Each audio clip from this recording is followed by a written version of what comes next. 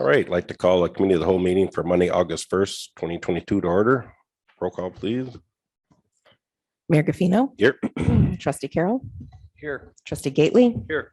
Trustee Lowry. Here. Trustee Nedved. Here. Trustee Salazar. Here. So I thought we'd do, instead of having audience comments now, we put them at the end after the staff gives their presentation and the petitioner gives their presentation, then the audience will have their time to speak. And then after that, we'll close that off, and then the village board will discuss what we heard. So, Mike? Yeah, thank you, Mayor. Item number 1 on the Cal agenda tonight is petition 22-04. It's the special use for the cannabis organization distribution center at 2080 West Orchard Road. The formal request tonight is a special use to allow adult use cannabis dispensing organization, which primarily is referred to as a recreational cannabis sales. The text amendment to allow this as a special use was approved in 2019.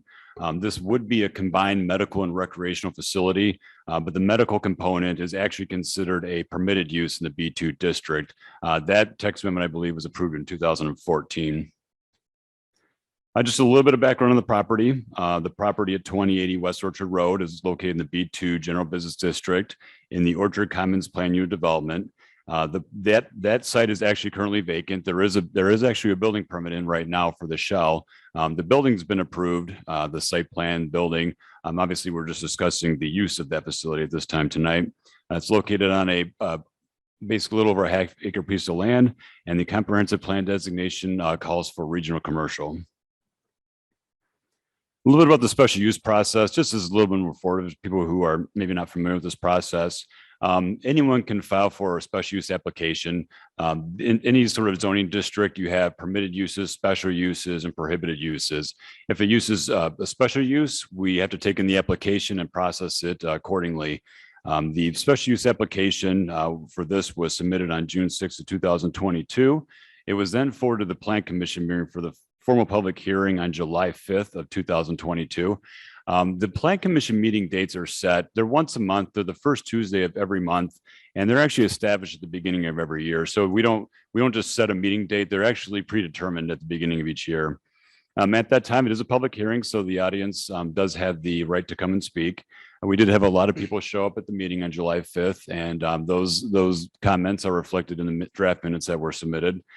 The Plan Commission makes a formal recommendation to the village board, which I'll get into a little bit later tonight, and how that went after the meeting and the results of that.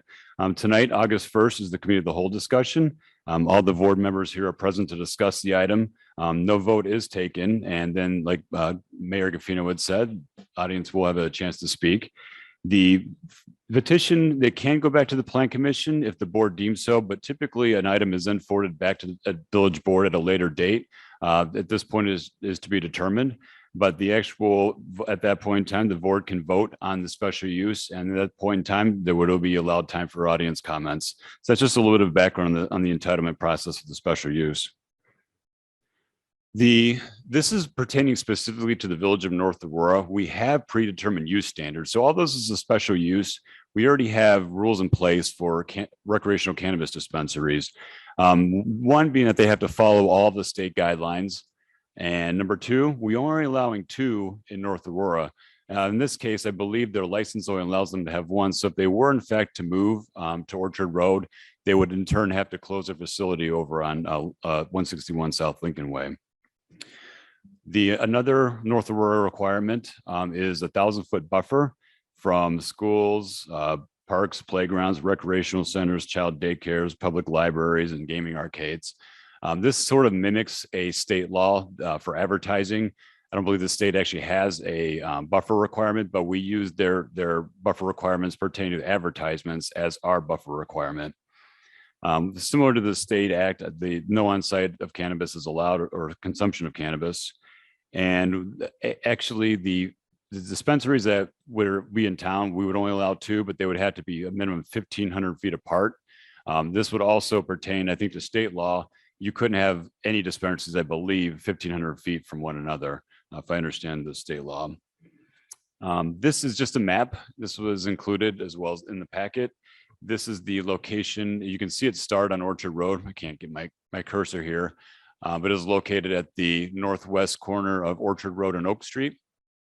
And you can tell it's not in the buffer zones. We've taken all the buffers for parks, schools, daycares, and we've included that in those radiuses. So properties outside of that radius of those buffer areas, if it's a commercial district, they could apply for a special use.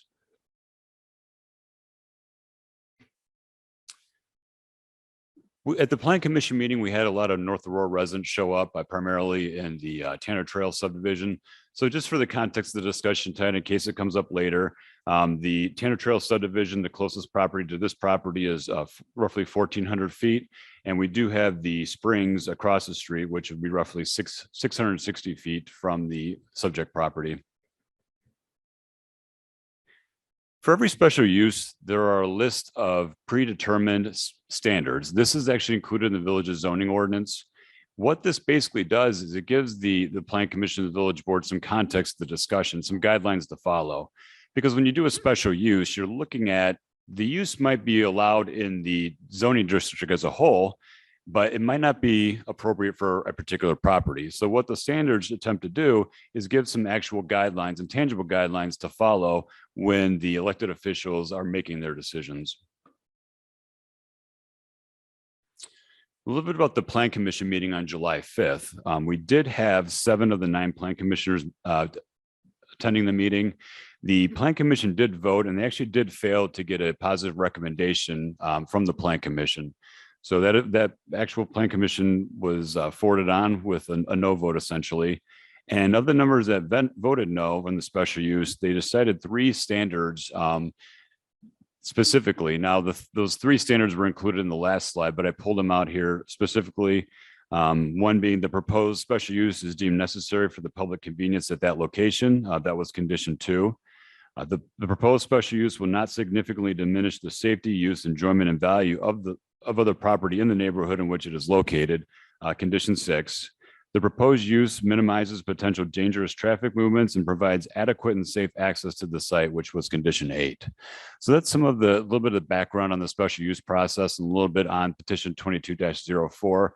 There was some discussion at the meeting regarding a certain crime element associated with the use. So at that time, I'll go ahead and hand it over to Police Chief Joe Leo if you have any comments you want to make on that topic. Sure. Thank you, Mike. Thanks, Joe. So in preparation for this meeting, I had the records division pull the stats for any calls for service to VeriLife. So our first call for service was on 9/13 of 2019, and I made that through present day today for any calls for service. There's been 48 calls for service, which translates to approximately 1.5 calls for service a month. Of those 48 calls for service, 11 reports were generated and 1 arrest, which was actually recently in the beginning of July. And just to give you some context with the calls for service, when we go through, we look for any time VeriLife was mentioned. There were a couple where a traffic stop occurred on Route 31 and they pulled into the VeriLife parking lot. To get more into that, of the 48 calls for service, 14 were for alarms, either system error or employee error. 5 were for vehicle lockouts, and 7 were for parking / traffic control complaints. So those are the types of calls we've been getting from VeriLife.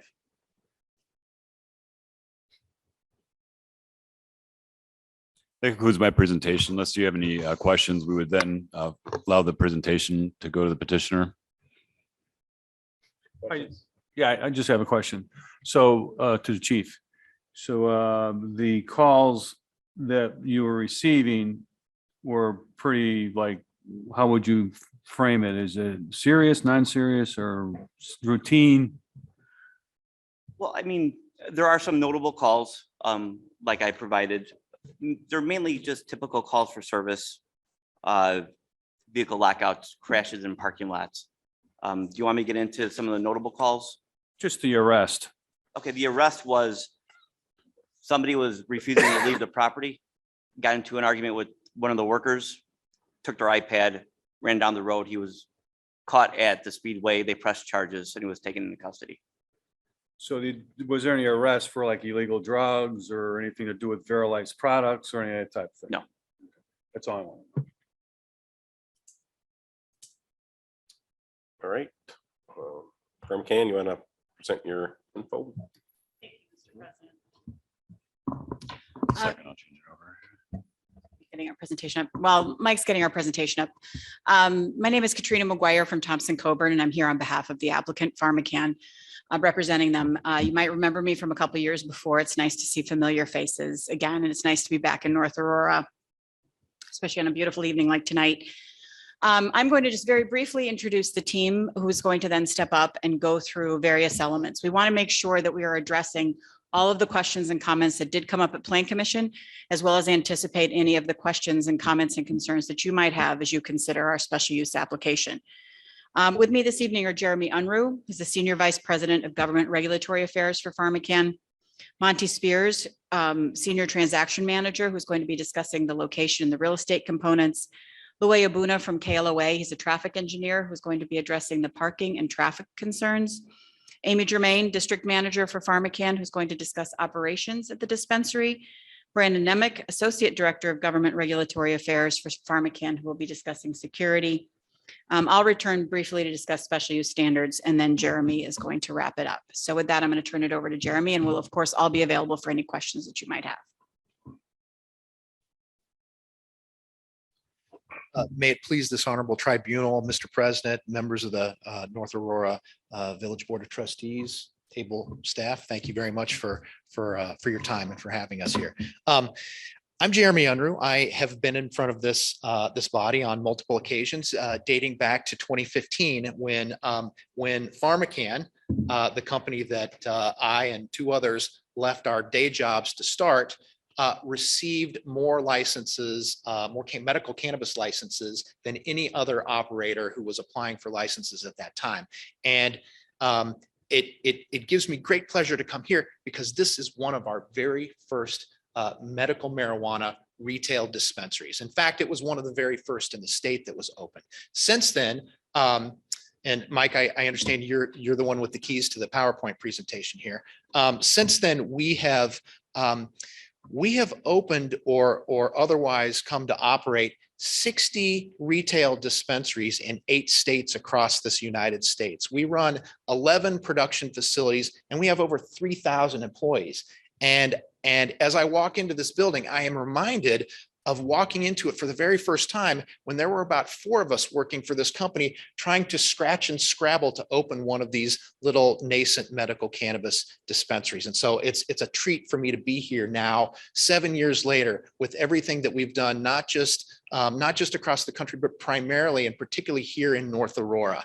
And we'll get into that tonight. So just to give you all some context for what we'd like to present to you, I'd like to just talk a little bit about, who we are. We're hopefully we're more than just some random business that may happen to be doing work here in your community. But hopefully we have been a positive contribution to that. And so I'd like to touch a little bit upon that history, who we serve, who comes into this dispensary now that we serve both medical and adult use consumers, why we want to relocate. Why is it necessary for us to move out of the space that we're in now to more suitable locations? I'll have Monty talk a little bit about the technical piece, the technical side of the proposed new location, the new site, what it's going to look like, how it's going to be built, what the plans are. We'll have a discussion about from Louis about the traffic and the congestion, and he will tell you his credentials and let you know from whence he speaks. He is a traffic and a traffic expert, and so he has done some observations of that site. He understands the nature of our business, and he'll be able to talk to you all and help you understand what we think traffic, congestion, parking are likely to be over there in that site. Brandon Nemec, my colleague, also a former prosecutor like myself, will talk a little bit about security. And then Katrina will spend a little bit of time making sure that we underscore the appropriateness of the special use requirements related to our petition. And then I want to spend a little bit of time showing you what we do and what our retail dispensaries look like in our other markets, whether it's Arlington Heights or Schaumburg, or I may have some out of state, a Cincinnati dispensary, I think. And then I want to show you what we're in today, and give you sort of an image in your mind's eye of what we propose to bring. And I hope that you will agree that it's not flashy, it's not obnoxious, and it will be in keeping with what you all intend for that area to be like from a commercial retail point of view. So Mike, if you'd be so kind. One more. So again, we started in 2015 and North Aurora was one of the first 3 dispensaries that we opened up. I want to say the date was about November 16th of 2015 that we opened Ottawa, North Aurora, and our Schaumburg locations all on the same day. A couple of weeks later, we opened Evanston, and this is where we started. Moving into 2016 and 2017 and 2018, we began to branch into other states like New York, where we are one of only 10 licensed cannabis operators right now in that state. We have a 150,000 square foot production facility and 4 dispensaries, one in the Bronx and several in other parts of the state, upstate. 2019 and 2020, that's when the Illinois adult use cannabis law was passed. And that's when we, as a licensed operator, were able to double our existing retail footprint. And so we began to operationalize those additional dispensaries that we run. And we were also able to transition our medical dispensary here into what we call a co-located dispensary, which means that we serve both medical patients and adult use consumers. And so this dispensary that we're talking about here in North Aurora is unique in part because it being one of the 55 first medical dispensaries in the state, all the new dispensaries that came after or that will come after, those are all going to be only adult use dispensaries. And so we actually will be the only permittee licensed cannabis operator retailer that will be serving the patients, the medical patients of Kane County. That's our region. And so we are the only medical dispensary in Kane County. And part of this, as you will hear, is to just optimize our footprint for the medical patients here in Kane County that we serve. And so then moving into 2021 and now 2022, we've opened up locations in Massachusetts, Ohio. And again, like I said, we're in roughly 60 dispensary locations around 8 states and 11 production facilities. So Mike, if you would. Again, this just sort of recaps where we are, and I'll let you all, I don't need to read that slide to you. It just talks a little bit about our footprint. And we are actually technically the largest private licensed cannabis company in the United States. There are a few others that are bigger. Most of them come from Illinois too, because we all were born at about the same time and had a very similar trajectory. They're public, but we're still privately held. So Mike. And this just talks a little bit about 2015, we opened our doors to medical cannabis patients. 2019, that's when they passed adult use, and we came before you to help support an adult use ordinance. And then we came before you to talk about our own special use there. 2020, January 1st of 2020, as many of you will remember, those were our first adult use sales. And we did see congestion, and we did see parking, and we did see a lot going on there. But I hope what this body saw was a very, very responsive licensed company there that worked with the police department. And I know to what tune we worked with the police department, as well as providing our own private security contractors to help ameliorate that congestion and help ameliorate those problems, which subsided after the thrill of those first few weeks of adult use had come and gone. And so now in 2021, the state passed a law that authorized us to finally relocate those Generation 1 first medical dispensaries. And so that's why we come before you, because now we have the opportunity. The state law requires that we stay within our host community, which barring any difficulties in actually finding a new location is perfectly fine for us. We like serving this community. We like being here. I like coming in front of you because I think you've over the last 7 years, hopefully we've developed something of a track record. And so that's 2021. So Mike, if you would. Since 2015, just the numbers, we have done more than 500,000 transactions in that dispensing facility, 528,000 to be more precise. We've generated $63 million in sales revenue. That's medical cannabis, that's adult use cannabis, that's some merchandising, t-shirts and that sort of thing. Of that, given the peculiar tax structure of cannabis, which is largely to support, it's a tax revenue generating concept in Springfield. We have given $1.5 million to North Aurora in that 3% sales tax. Most of that has been obviously since 2020, January of 2020, and an additional $1.7 million to Kane County. And then in additional, we have generated over $8 million in general sales tax revenues, of which North Aurora gets a certain percentage of that, small percentage. So the bulk of that comes from that 3% of our adult use sales that is earmarked directly for the local municipality. That's where the bulk of that comes from. Mike, if you would, please. We have employed almost 100 full-time employees since we've been in North Aurora. Currently, we have an employee footprint of about 25 or thereabouts. We anticipate that we will be bringing on about 5 more individuals in this new larger location should we be approved. And just to be clear, these jobs are full-time head of household jobs with benefits. We offer a 401k, which if some of you are paying attention to the cannabis space, what we do is legal under state law, but illegal under federal law. ERISA is that statute that governs 401ks. ERISA is a federal statute. And so I don't know that there are many other cannabis companies that are able to offer a 401k retirement plan to their employees. That's something that's very, very, very important to us, and we do that. Community service, we hope that we are visible in the community in terms of some of the things we do, and you all can see that stuff on the screen. Mike, if you would, please. So we are talking about operating a retail cannabis, medical, and adult use dispensary. And it seemed to me that the Planning Commission was concerned about the proximity that we are to a residential area over there.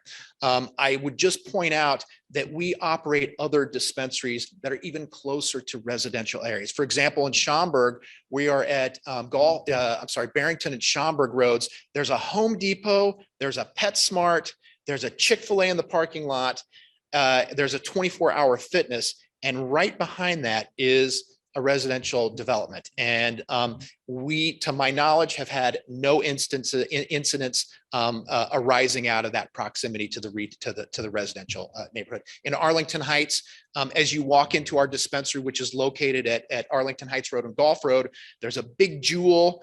There's a little tiny AAA. I think there's a nail salon, and then there's our dispensary. As you walk from the park, and there's a Starbucks in the outlot. As you walk into our dispensary there, you look over, and there is an entire apartment complex there. And again, like with North Aurora, like with Schaumburg, in Arlington Heights, I am not aware of any negative interactions with nearby residential areas. Mike, if you would. So who we serve, one more.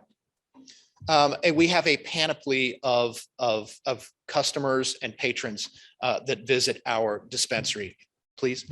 Approximately 63% are over the age of 35. These are adult use consumers. About 50-50 breakdown, female to male, slightly skews a little bit more male. And then in terms of income, approximately half of the people that come in have an income of over 50,000, and a quarter of those folks have an income of over 100,000, if you would.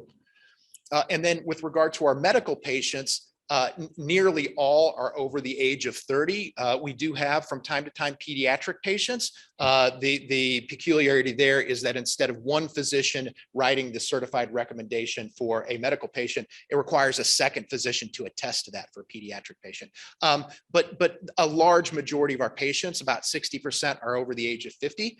And again, it breaks down about half and half male to female. This is our marketing. This is who we target. We don't target children. We don't do things that are cartoonish or pink neon cannabis leaves. We are focused on people who can demonstrate that they are over the age of 21. And then, so just a little bit about why we want to relocate. The location we're at now, if you all remember, many of you do, it's an old furniture store. And then that furniture store was cut up and made into a medical office building. And that medical office building now has a VA clinic in it. It has 2 houses of worship. One of those houses of worship has a daycare for Sundays. It has a cancer treatment center, a clinic, and it has a Brightside, which is an opioid cessation clinic. That building is no longer suitable for our needs. After adult use came in 2020, our patron population increased by about 10-fold. And so I'm going to show you some pictures of how that place was set up in 2015, and you're going to see why, when there was 15 or 20,000 patients in the entire state and maybe 300 or 400 in Kane County, why that was a suitable location. Well, it was new. People needed, particularly medical patients, needed to come in and spend time with our patient care representatives, understanding, what is it that you're here for? Do you have cancer? Do you have some sort of spasticity, like a Parkinson's syndrome? Are you trying to sleep? Are you not able to keep food down because of your chemotherapy? Have you been introduced to cannabis in the last 20 or 30 years? Those require a lot of discourse and a lot of discussion. And so our medical dispensaries were set up for that. Well, now people come in, and this is more of a highly regulated consumer packaged good, perhaps like alcohol, where people come in, and yeah, there are a few people that have questions and have, what's going to help me sleep, or what's going to help me manage my anxiety. But the vast majority of our patrons pre-order, about 70% pre-order, and they come in and they know exactly that they want 6 of these and 2 of those. And so we need to be built for throughput if we are going to optimize the opportunity for not only Pharmacann, but also the village of North Aurora. Our medical patients will continue to maintain a priority for us. That's about a third of our transactions, and our patrons are medical patients. And so to be there in a more easily accessible location for the Kane County geographic area is certainly going to help us serve those patients better. And the underscore here, and Monty will talk about it in a little greater detail, is over the last maybe year and a half, almost 2 years, we have been looking for relocation options. And we have been looking for those relocation options here in North Aurora. We have looked at and had to take passes on 17 other properties. And the point of that is because you have a very restrictive zoning layover plus the buffer zones. And I'm not being critical. I'm just saying that that's made our search very, very difficult, because it means that a lot of otherwise suitable locations would not be permissible given the zoning restrictions and given the setbacks. And so after that 17 property search, this is what we landed on: a yet to be developed prime retail location near a Starbucks and a Taco Bell, near the kind of businesses that you all want to be in that area, commercial retail businesses. That's what we need. We need to be in a traditional commercial retail location. And after a multi-year search of 17 sites, this is what we were able to come up with. So with that, thank you. And let me turn it over to who's talking next. Is that you, Monty? Monty. I'll leave that deck up there so you know what's coming. But I can just flip the switches here. Thanks. Good evening. Again, my name is Monty Spears. I'm a senior transaction manager with Pharmacann. And I just want to talk a little bit today about our real estate process and the efforts that we've put in to relocate our facility within the village. Over the past year plus, as Jeremy pointed out, we've called upon or toured 17 plus locations within the allowable zoning district of the village, and only been able to identify really just a couple options that work for us for our use. 2080 West Orchard, aside from meeting the village zoning setbacks, aside from meeting those that are having, excuse me, and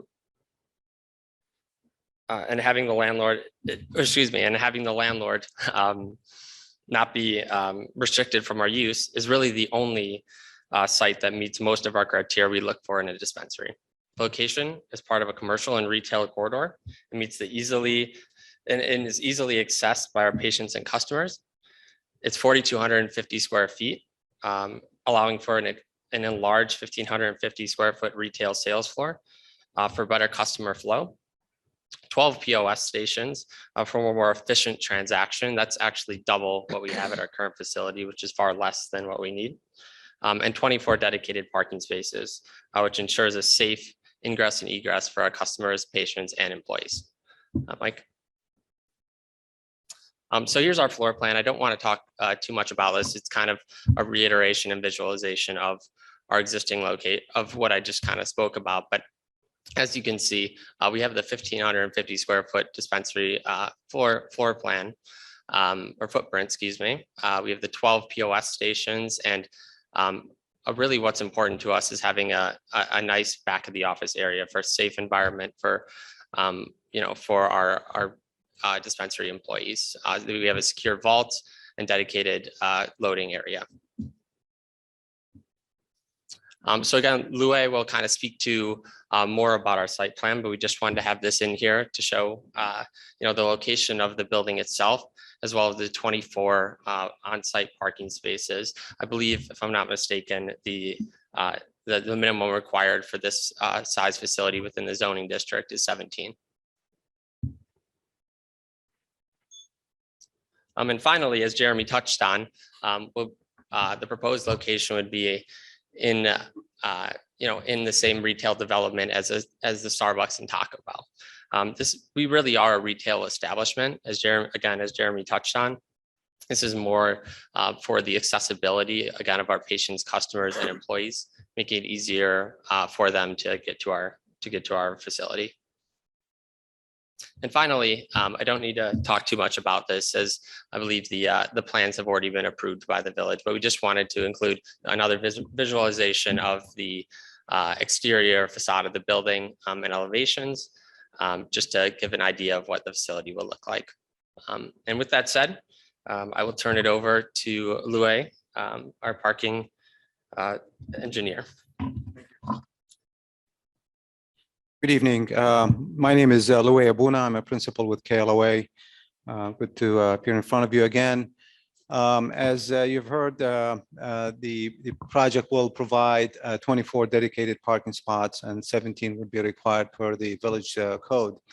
One of the uniqueness of this location, one of the uniqueness of this site is its location. It's at the corner of two major thoroughfares, particularly Orchard and at the signalized intersection with Oak. This obviously affords the site good access in and out of this area. The intersection of Orchard and Oak operates at a very good level of service, has plenty of reserve capacity that can easily accommodate the traffic from this proposed facility. We happen to study this area very thoroughly as part of the Springs of North Aurora, the project by Fiduciary to the north. So we had an extensive data collection at a number of these intersections. So we have a very good understanding of the traffic flow and the operations of these intersections. So when we took into account the traffic from the proposed dispensary and overlaid it over these intersections, what we found is that the impact will be very minimal. There will be no significant change in level of service or the operations of these intersections. And in fact, on a daily basis, you won't, the motoring public will not be able to detect any difference in terms of operations of these intersections. Give you an example, this facility will generate about 70 trips during the evening peak hour. So over a 1 hour period, in and out of this facility be only about 70 trips. When you compare that to the traffic at the intersection of Orchard and Oak Street, that intersection carries over 2,000 trips during that same peak hour. So you can see that the increase in traffic resulting from this project, even if all that traffic goes through that intersection, is going to be very insignificant, and it's really not going to alter the operations of the intersection. Another unique feature for this site is all its access is of a side street. If it's Madison Street, so there will be no direct access to Oak or Orchard. And Madison extends between Tanner and Oak, so traffic can disperse in both directions. There's also connection through Maxwell out to Deer Path. So there's the ability of traffic to disperse in many directions, further minimizing the impact and allowing it to disperse without overloading any of the intersections. Next slide, please. So essentially, again, in terms of findings from a traffic standpoint, the increase in traffic we anticipated to be between 2 and 2.5% along Orchard and on Oak Street, and even less at Deer Path and Tanner. And then the 24 parking spaces will be more than adequate. And we base that on a couple of methodologies. One, as part of our ongoing work for other dispensaries throughout the Chicago area, we've done surveys at other facilities, more recently at a facility in Northbrook. And what we determined there is that the parking ratio that we determined at that location was just above 3 per thousand on a Friday, and happened to be 4 per thousand on a Saturday, which is kind of identical to the village requirement. So again, when you apply that to the size of the store, it comes out to be 17 spaces required based on the surveys that we conducted, which is obviously less than what is being proposed. And then we also looked at the operations of the dispensary in terms of the number of online orders, which, as you heard, is 70%, and the amount of time that customers typically spend in the store. And in this case, we assumed at 10 minutes. And then when you factor in the number of employees and they'll be requiring parking spaces, the remaining parking spaces will be more than sufficient to accommodate the turnover of customers of every 10 minutes. In fact, what we need is 17 minutes per space, and the requirement here is 10 minutes per space. So there will be plenty of parking, again, available for the customers and for the turnover resulting from the minimal amount of time that the customers will spend in the store. That I conclude my presentation and turn it over back to. Thank you.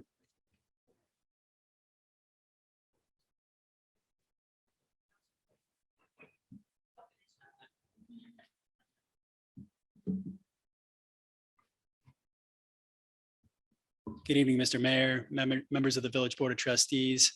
Brandon Nemec, I'm a Government and Regulatory Affairs Associate Director with Pharmacann. I will present on the comprehensive security protocols and plans that we have implemented at our North Aurora facility since its inception back in 2015 at the beginning of the Illinois medical program, and have carried with us through the transition to adult use, and will maintain these security plans and operations if approved to our new relocated site at 2080 West Orchard Road. The comprehensive security protocols that we have implemented are largely born out of state law and regulation. At the beginning of the Illinois medical program, many of these security protocols were placed into state law, state statute, and state regulations.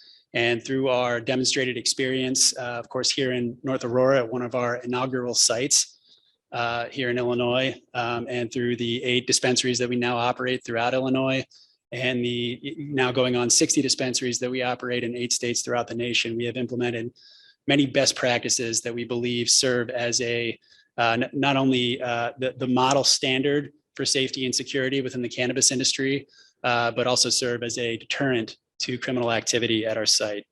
Our comprehensive security plan falls into 4 major buckets.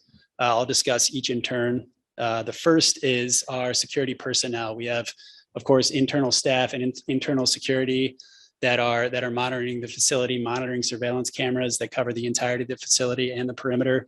But we also contract here in Illinois with Metro One Security to have a third-party security agent on site at all times during operational hours. The third-party security agent comes to the dispensary before operational hours begin, and a third party security agent leaves with our staff when the facility is securely locked and securely closed at the end of the site. The primary responsibility of that security agent is to maintain lawful order outside the security premises. So that extends to the parking lot areas and around the perimeter of the facility, where the agent will conduct periodic and routine patrols to make sure there is no loitering behavior, no suspicious activity, no unlawful activity occurring at and around the premises of the facility. And of course, maintains lawful order as patrons are coming into the dispensary, whether they be medical patients or adult use consumers. Second major bucket is our comprehensive surveillance system. We have state-of-the-art cameras that are monitoring our facility 24 hours a day, 7 days a week, 365 days per year. Those security cameras are covering every square inch of the internal premises of the facility, as well as a 360-degree view around the perimeter of the facility as well. Our cameras have the ability to identify movement up to 300 feet outside the dispensary, can identify facial recognition within approximately 75 to 100 feet, and of course can identify any vehicle license plate and any vehicle make and model that would enter onto the dispensary parking area and premises. Importantly, we provide as part of state law and state regulation, remote access to our primary state regulators at the dispensary. That is the Illinois State Police and the Illinois Department of Financial and Professional Responsibility are able to zoom in at any given time in real time and zoom into the dispensary, watch our operations, of course, ensuring that we maintain and adhere to all of the stringent compliance standards that we are subject to as part of our operations. But as well as that, they also can serve as a second set of eyes, of course, with the state police regulators serving as a additional layer of security function over those cameras. We retain all of our surveillance for a minimum of 90 days in accordance with state law. So if there's ever a incident that requires further investigation, we will flag that immediately upon request from our state regulators, or of course in coordination with local law enforcement, in order to allow that video to be retained for investigatory purposes. The third major component of our security plan is the infrastructure of our building itself and the access controls that are inherent therein. There is an ID verification that of course takes place at the sole public access area that is available to our patrons, to our medical patients and our adult use consumers. At which point this public access area extends a couple feet into the facility. It's the same protocol that we have laid out currently at our 161 South Lincoln Way, and we'll maintain the same operation at 2080 West Orchard. And every individual will undergo a ID verification scan. The ID verification will cross-check all 50 states, passports, any government issued ID to ensure its validity, so that every individual that's entering into our facility has a lawful purpose to do so. Beyond the point of sale station is what we refer to as our restricted access area. So a patron, customer, or patient can only enter into up to the point of sale, of course, to make their purchase, and then is escorted out of the facility and will leave around the premises and leave through the exit door. But beyond the point of sale station, the restricted access areas do require a credentialed agent ID badge. The credentialed agent ID badge has a scan capability. So there's an access control door, and upon scanning that ID, not only are there surveillance cameras and eyes in the sky and remote access capabilities for our state regulators, but the credentialed background check, state and FBI background checked employees that we have on site will be logged and verified into our surveillance system as well, which is accessible to our state regulators at the same time upon entry into the restricted access areas. The product storage areas are maintained in DEA schedule vaults that mirror the same. These are state regulations that mirror the same DEA standards for the storage of controlled substances. And the product storage areas do require not only an agent verification badge, access control door, but also a unique security key that's limited only to the employees that are allowed to access those areas of the facility.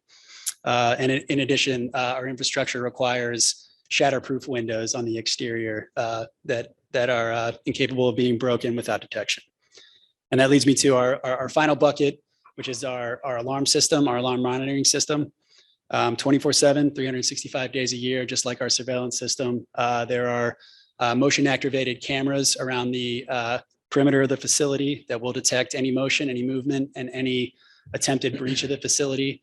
As the chief mentioned in his preliminary remarks, those 14 calls for alarm service are those alarm systems working to detect any motion outside the facility. So if there's an attempted breach after hours, it will be detected, and our alarm monitoring company will notify local law enforcement. And finally, we do have panic and duress alarms located throughout the facility, similar to the same protocols you would see in a bank or a casino, where our staff can, at any given time, in the unfortunate event that there is an emergency on the premises, whether the safety of a patient or a criminal emergency, can notify law enforcement immediately for a response.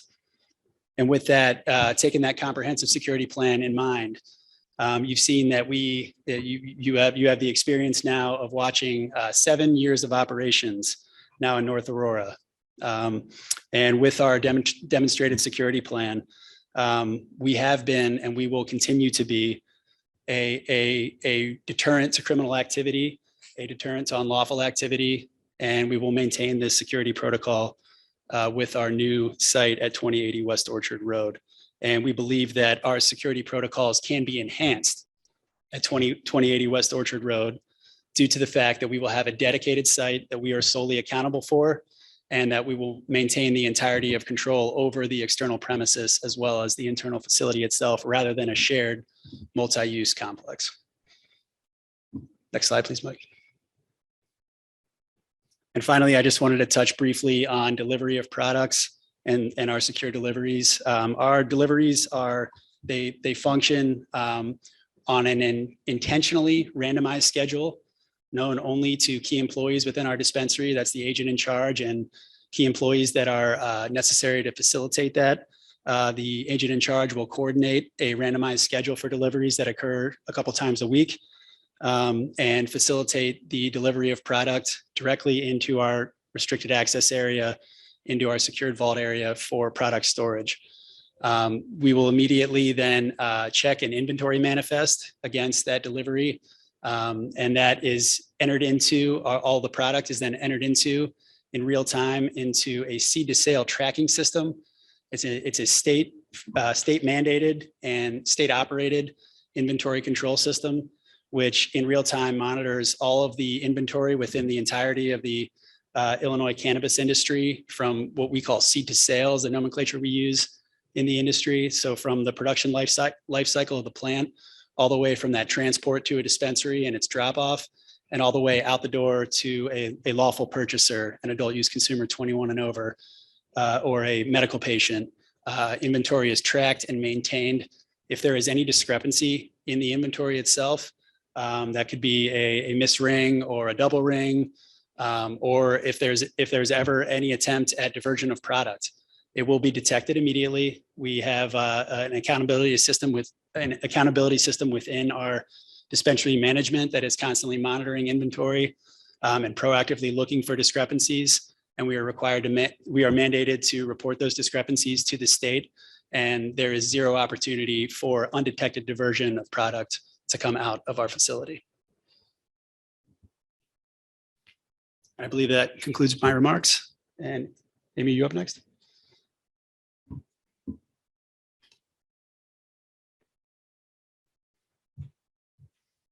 Hi, I'm Amy. I'm the district manager for VeriLife. Nice to see some of you again and nice to meet others.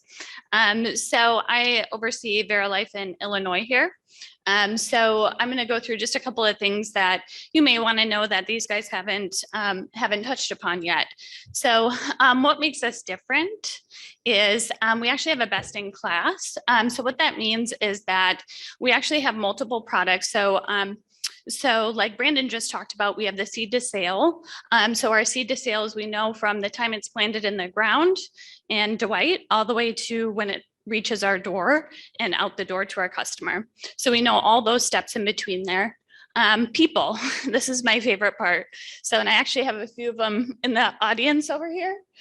These are my guys and they work at your dispensary here in North Aurora. They came traditionally from a traditional retail. So we're bringing a lot of those best practices from traditional retail to our dispensary. Our experience. So one of our experience is when you first walk in, we do 2 forms of IDs, and we do 2 forms of IDs to really do one thing. It's to validate that it's a valid ID. And number 2 is that they're 21 years of age or older. We definitely do not let anyone in under the age of 21.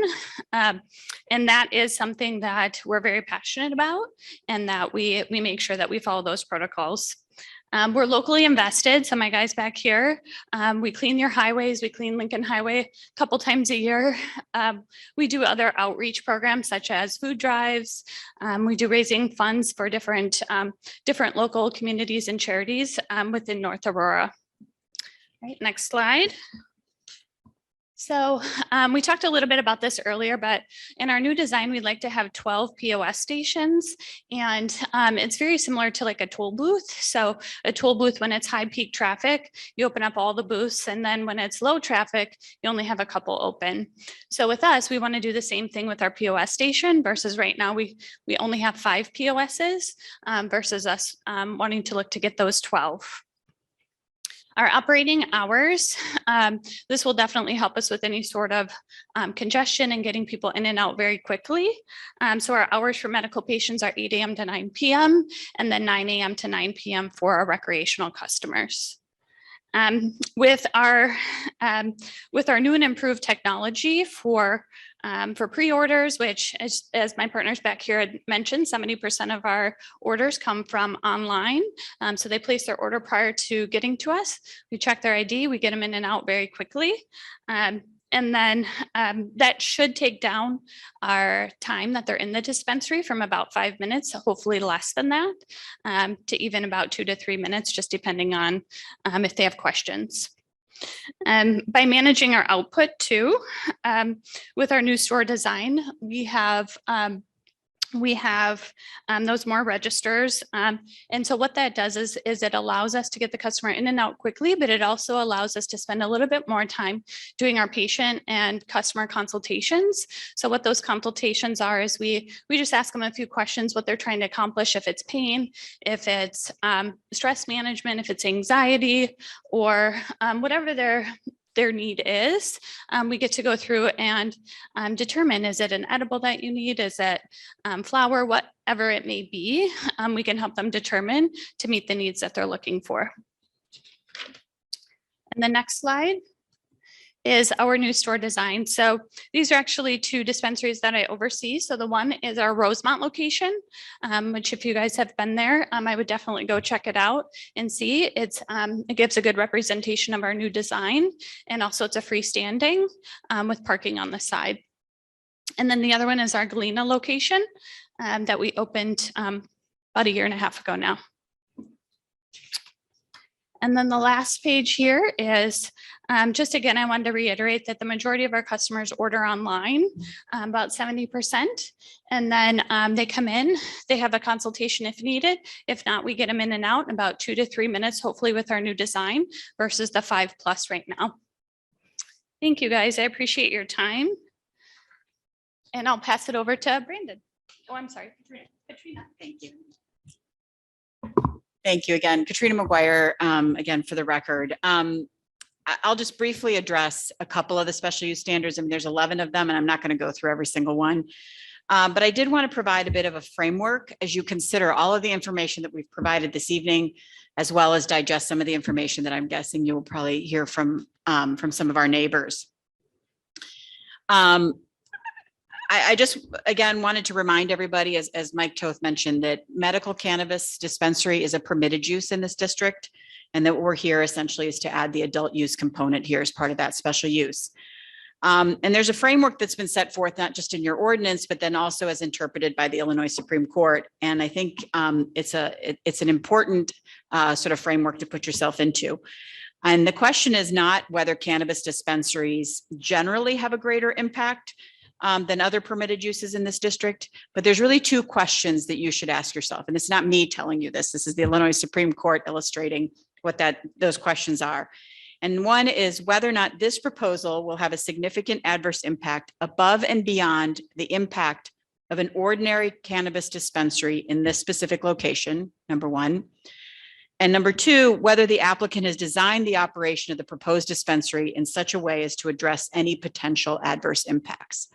And I think when you consider everything you've heard this evening within that, I think it's a clear answer, respectfully, that we have met those standards. But specific as to the three special use standards that were identified at the Plan Commission hearing as sort of troublesome by the Plan Commission members. First was that the proposed special use is deemed necessary for the public convenience at that location.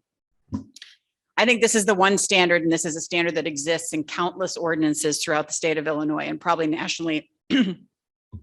What does public convenience really mean? And what does it mean to be necessary for the public convenience?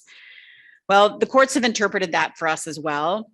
And it does not mean absolutely necessary. That's not how you meet the standard for necessary for the public convenience, but rather you have to look at it whether or not it's something that would be expedient or reasonably convenient to the public welfare. So some of the factors that come into play when you're looking at sort of the public necessity is need and demand, the physical location. Is it convenient? Is it practical? Are there other such uses nearby?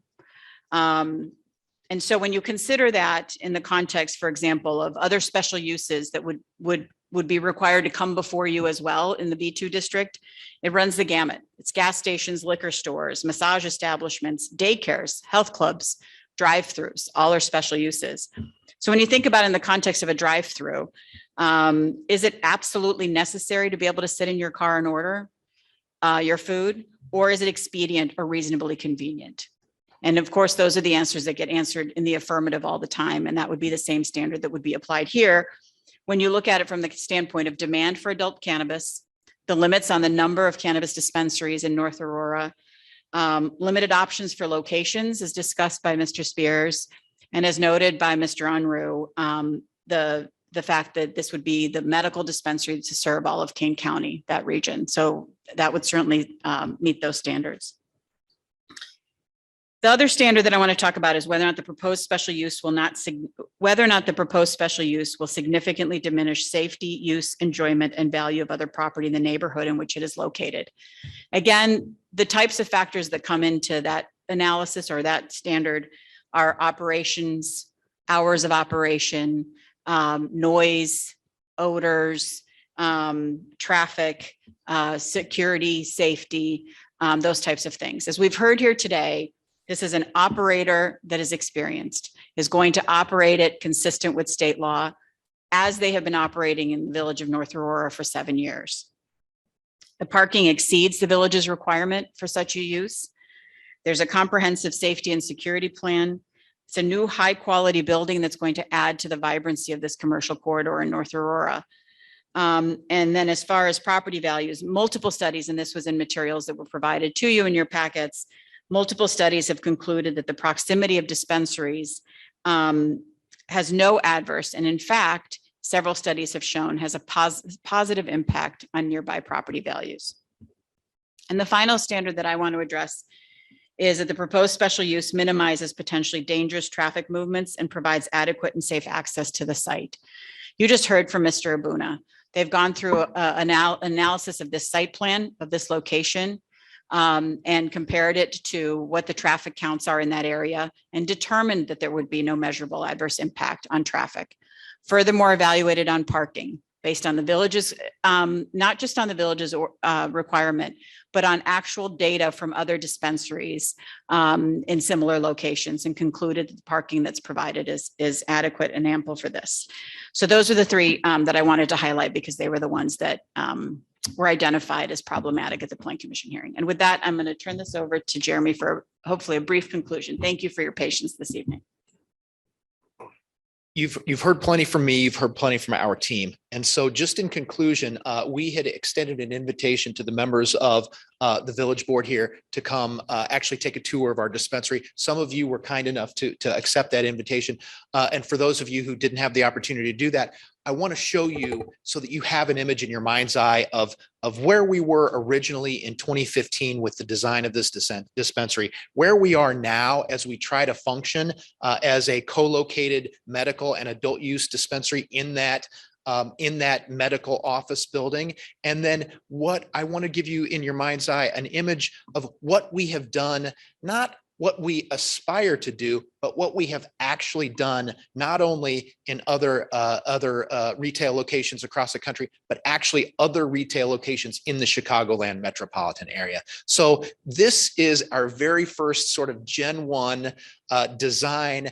As we opened our doors to medical cannabis patients in 2015, these down lower left were the workstations that we engaged with our medical patients at. And as I described earlier, sometimes the first interaction between I'm making it up, a 73-year-old with Parkinson's and a patient care representative, that would take 45 minutes. And so this was the kind of workstation that we had. Lower right is our secured preparation area where cannabis products, remember, all of them are already prepackaged and wrapped and sealed when they come to our dispensary. So we don't do any packaging or anything there. But this is where we would assemble. If somebody, ordered 3 of these and 5 of those, we'd put them together in the exit package and then pass it through the window. You can see just under the sign in the middle. Top right was our waiting area. And you can see the IKEA furniture and carpet. I think the carpet was like the Sven or something like that, the Olaf. But I remember going and picking those out and assembling those for this. But this is North Aurora serving a limited number of medical cannabis patients in 2015. Mike, would you click it forward, please? This is North Aurora in our present day. And on the right, you see a fisheye view of one of our security cameras here. And you can see the 2 people kind of in the middle are behind our counter, and you see all the COVID precautions there. People are wearing masks. People are behind the COVID screens. And you see a person standing for service kind of up in the gray sweatshirt near the ATM. And you see another patron walking into that little tiny dispensing area. That dispensing area was the area that I pointed to in the last slide that had the little workstations for patients to consult with patient care representatives. The workspace where the secured preparation area where people would put 3 of these and 5 of these together and pass them through the window, that's top left. That's what that place looks like now. And then bottom left is that same room with all of the products we have rolled out of our vault into day storage so that they can be easily grabbed and handled and dispensed. And then, bottom middle is our ingress and egress today. And you see the stanchion here where we have to queue people sort of outside if they're waiting to get in and have their ID checked. So Mike, if you would give us the next slide. This is a fisheye view of our product vault in March of 2016. On the left, you see a limited array of cannabis products on only one side of that little room. And that room is roughly, I'd say maybe 6 by 12, something like that. One ingress and egress, obviously the secured vault door there at the top of that left fisheye. And then in the right was a fisheye taken probably within the last 3 to 4 or 5 months, something like that. You see that our storage space is certainly filling up towards capacity. Mike, if you would. And of course, we will never exceed that safe capacity. We will just pump the brakes. And when we pump the brakes, then everybody feels the impact of that. These are dispensaries in the Illinois area. You see the Schaumburg frontage there. As I mentioned, it's at Barrington Road and it's on Barrington Road by the Home Depot. And then Rosemont, this is an interior shot of when you come into our dispensary into the reception area. This is the sort of marketing and motif we have. And then the right-hand picture is is the exterior shot of our Rosemont location. And it is, if you all know the entertainment district in Rosemont, it's right between the iFly, which is right there on 294. And then there was a Movie Co. AMC Theater. And right between those used to be a Pete's Piano Bar. And that Pete's Piano Bar during COVID, restaurants certainly were hit very hard, but certainly restaurants where you sat at pianos and sang, spitting at one another really hit hard. And so that place closed down, and we were able to take over that particular location. I want to just point out to you that in Schaumburg, the village council there had a challenge in their ordinance. They said they didn't want any pot leaves on signage. And so I'm not sure that I necessarily would agree that if you look in the two right-hand pictures, that the little floral plant leaf is necessarily a cannabis leaf, but because it gave them a little heartburn, we took it away from our signage, because that's what we wanted to do to make sure that we made them feel comfortable in Schaumburg. And so certainly we have that same sentiment here. Mike, is that the last slide? Oh, okay. I want to point out some of our non-public workspaces. You know, the secured area that I talked about in 2015, it was clean as a whistle. And in present day location, it had racks of cannabis products out. This is what that same workspace in our Schaumburg dispensary looks like. This is it. And you see our vault is a real vault there. Our employees have plenty of room. You see 3 of them there on the left in the left-hand picture there's an inventory manager there who is primarily and solely responsible for the inventory in that location. They're not facing patients or consumers. They're dealing with the inventory. And so they have elbow room to actually be organized and do the job that we are permitted and licensed to do here. Mike, if you would. These are public areas. These are the places that patients and consumers come into our dispensaries to visit in River North, which is located at 60 West Superior, down by Holy Name Cathedral, a couple blocks to the west. That's the bottom middle picture there with the stanchions and the brick wall.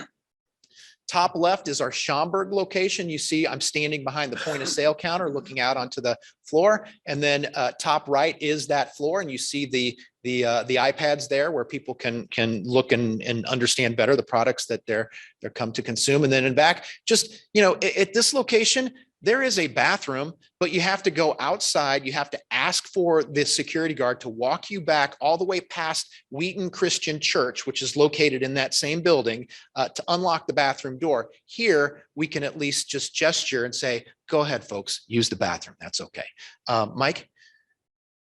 And this is a rendering of what we think that this North Aurora dispensary will look like, something in this world here. One more, Mike. This is a rendering of what we anticipate our new design for the interior of the lobby of North Aurora proposed location would look like. And then Mike, if you would, and this would be the dispensing area. And you see the image on the right is up at the point of sale, and the image in the middle is just looking at products. Obviously, in Illinois, we don't have any products available in those dispensing areas for people to look at and touch and taste, but they can look at the packaging and they can understand sort of what it is that they would be purchasing. So if you would. So just to underscore, a 7-year track record here of safe and secure operations. We are a contributor to the economics of this community, as we are in many communities, to the tune of a big box store or a large car dealership. That's the sort of revenue that we're generating directly to the municipality and to the county. We provide living wage, head of household jobs. And in a new location, we think that we can increase our throughput by about 25%. And so that increases our opportunity to put people to work, to serve medical patients, to serve adult use consumers, and to generate the revenue that we all rely on for city and municipal services to the tune of about 25%. And this location is designed to help us increase the friction and the efficiencies not increase the friction, but decrease the friction and enjoy the efficiencies that will make us the kind of retail commercial operation that you all are looking for in that commercial retail corridor. So with that, thank you. Available for questions. Otherwise, thank you and I appreciate your consideration. All right, thank you. Okay, I'm now going to open it up for public comment, and I'm just going to go down the list as they were written here. So when you come up, just speak into the microphone and state your name and address. So Al Drugaza.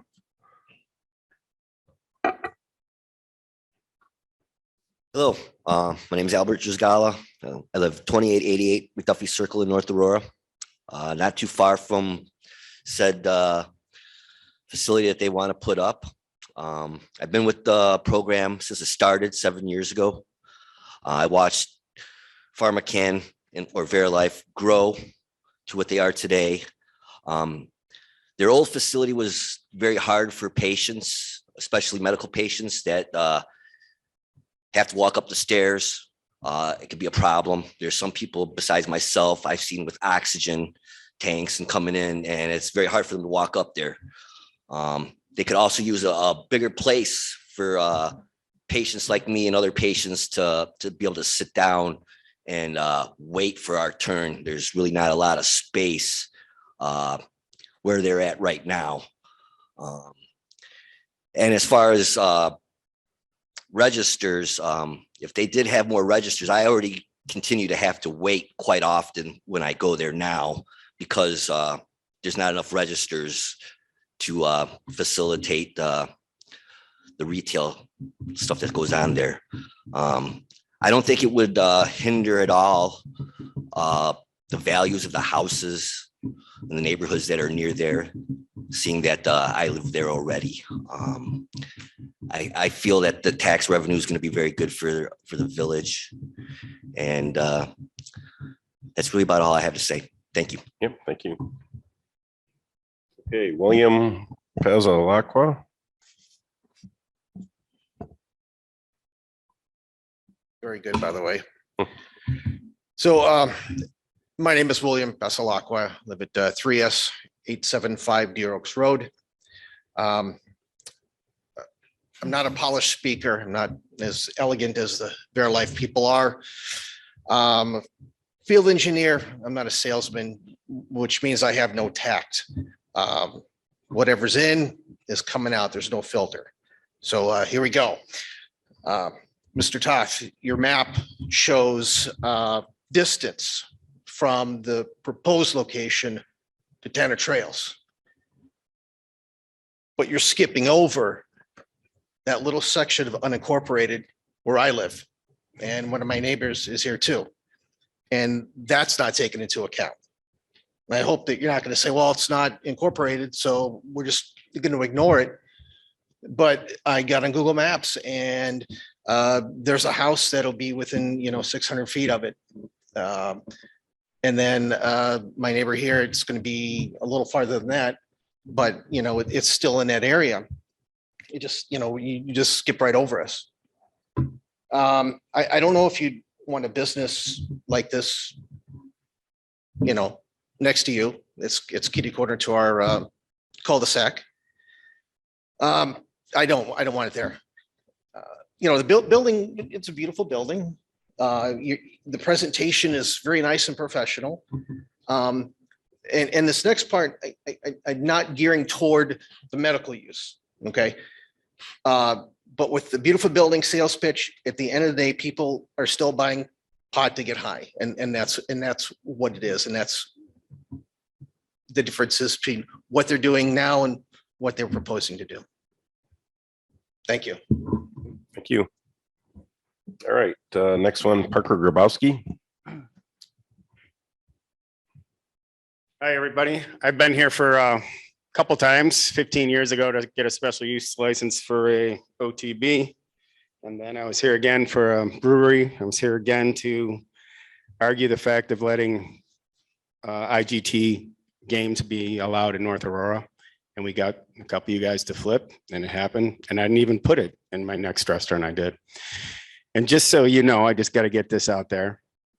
Hardware just won top 100 restaurants in the United States for outdoor dining. Pretty cool.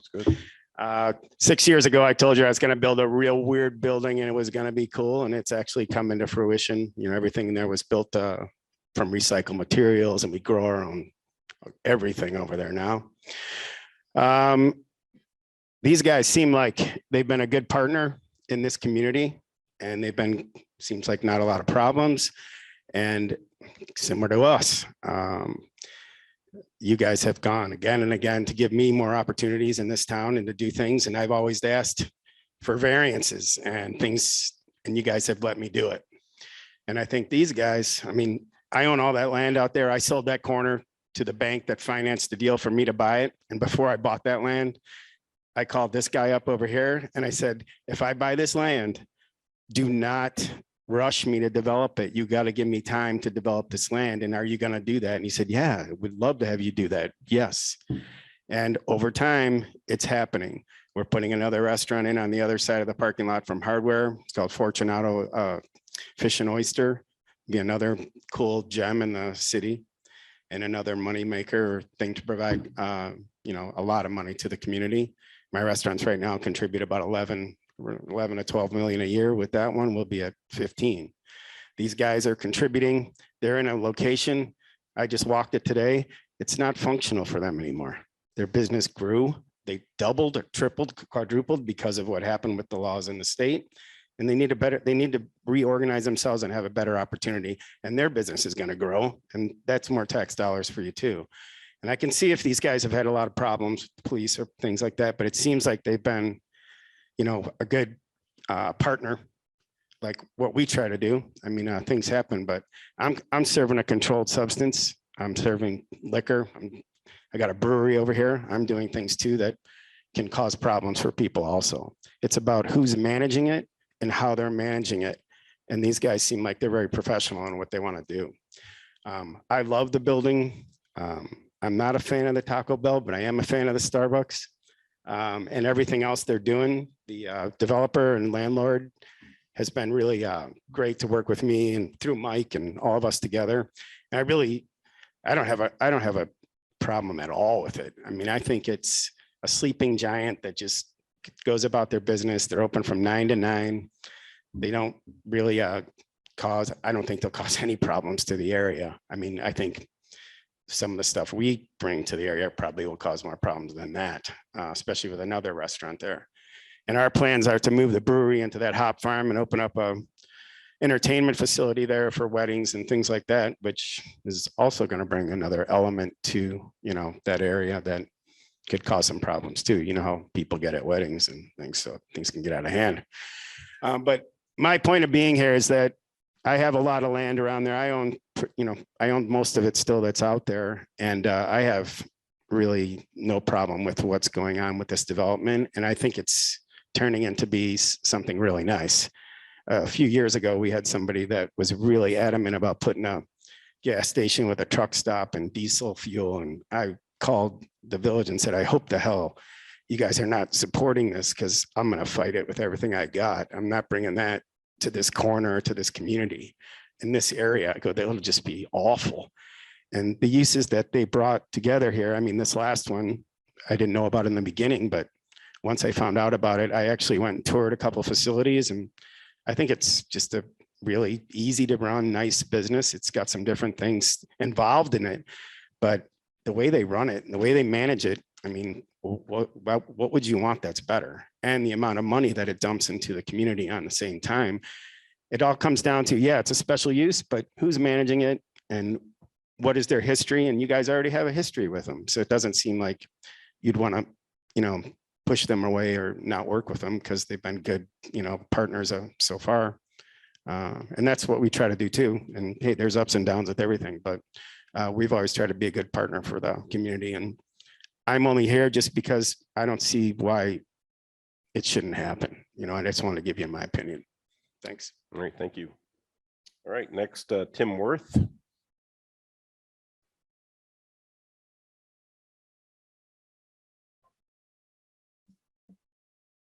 Thank you, everyone. I'm Tim Worth. I'm a resident of Tanner Trails. and at 800 Bennett Drive. So in terms of the map that was put up, we're on that first street, which is quite close to this proposed location. Appreciate everybody from Pharmacann showing up and providing a very comprehensive presentation. I think it was very polished and probably very well received. From my perspective, though, didn't see a whole lot of actual impacts that are going to be positive for the community. They're talking about adding 5 jobs. They're currently a business that's operating in the village that's contributing revenue, and they're operating, again, they've even presented this, selling a Schedule I controlled substance. So great, the state of Illinois has legalized it, still illegal according to the federal government. It still has issues with, younger folks using it, addiction, things like that.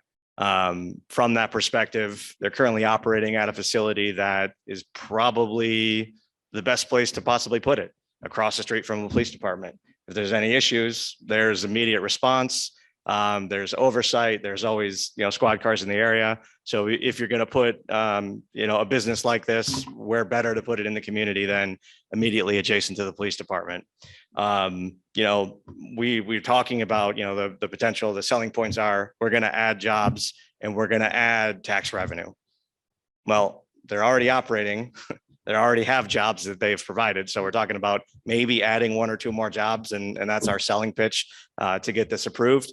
Or maybe increasing revenue associated with, a newer location.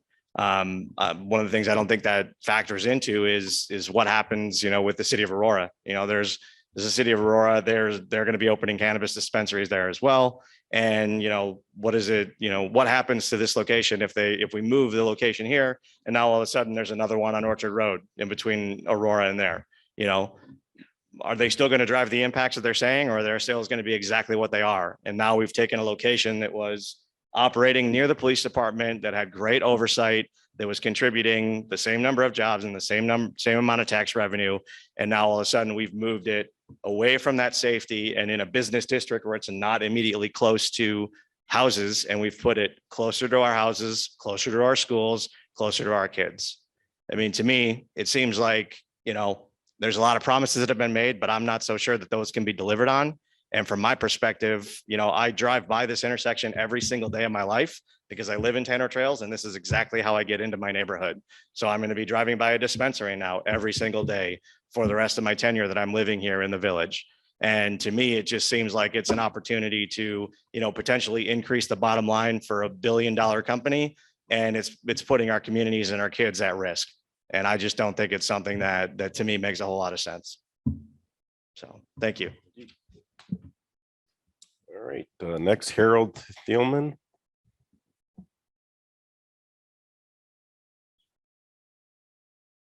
Good evening. My name is Harold Thielman. I've been a resident of North Aurora for 32 years. I lived on Pinewood Drive for 8.5. At 517 was the address, and now I live at 3S976 Deer Oaks Road in North Aurora. I happen to be probably the closest resident that will be affiliated next to this facility. I understand this is legal now, but I don't want this in my backyard, plain and simple. That's how I feel.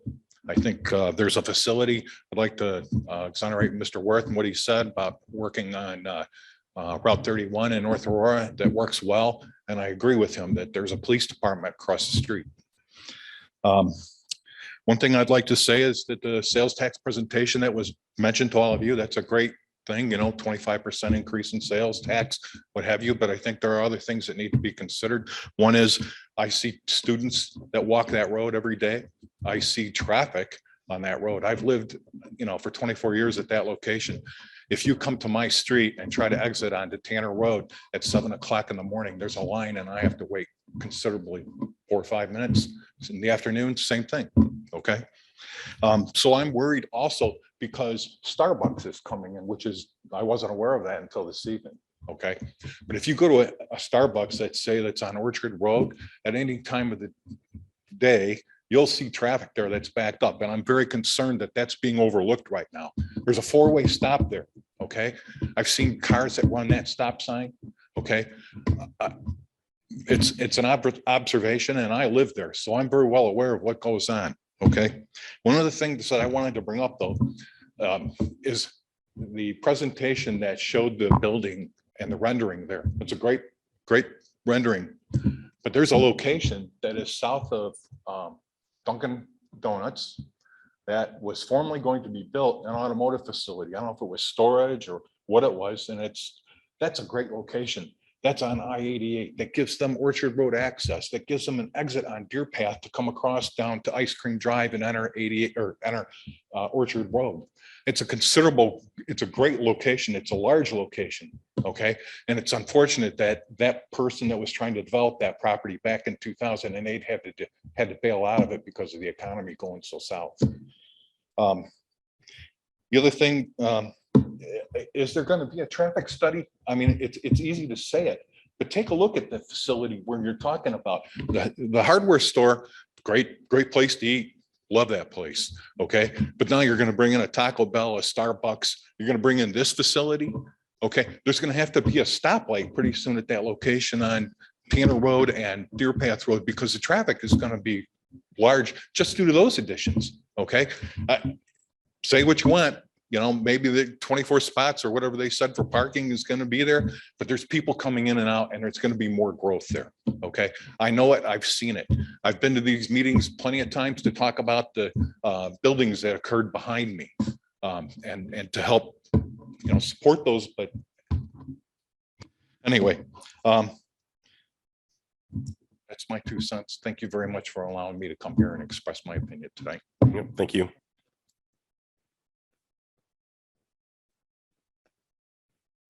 Chris Alikas.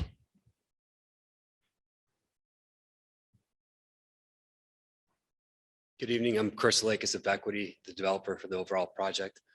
First and foremost, I want to say thanks to the village and village staff for all their efforts and support to date. A little update on the project.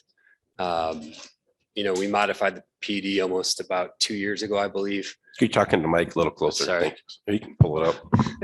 A little taller than the mic here, I guess. We modified the existing PUD about 2 years ago to expand it to be 4 parcels rather than the initial 2 parcels that were planned. Today, 2 of those buildings are under construction and the site work's done for the remainder of the project. I'm here today just to support VeriLife in their efforts. I think they displayed that they're a top in class operator. Similar to the other operators and tenants within the project. With where the project is today, I think it's important to consider, all the efforts that's been put into the project today by village staffing, planning, to help deliver the overall project. And, without their lease in place, it's challenging for us to actually complete the project to the quality that's been designed to date. So, we ask for your consideration this evening to support and approve this use within the overall project. But mainly I'm here also to answer any questions that anybody has. Thank you. All right, thank you.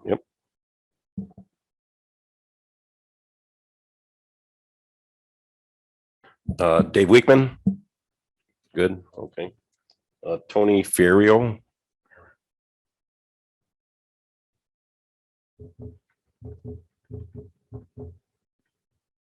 Anybody else that didn't sign up would like to say anything? Sure. Just state your name and address as you come up. Hello, everybody. My name is Brianna Draxler. I do not live in North Aurora, but I'm the general manager of the VeriLife that we're talking about today. I've been there for about 1 year. And I have worked in Aurora for 13 years. I know that it's separate, but I will tell you that the 7 years that I spent at the Fox Valley Mall, I've called the police far more times than I have called working at the dispensary that I now manage. The outlet mall included. I worked there for 4 years and I've called the police many more times. I also would like to let you guys know that sure, 70% of my business is recreational, but 50 to 60% of that 70% is they're all medicating for something. Just because they don't have a medical card that they maybe can't afford because it's a large lump sum to the state, they're all medicating for something. Every single consult that I have, my first question is, what are we trying to achieve today? Is it sleep? Is it pain? Is it anxiety? Do you have bone on bone, joint issues? What is it?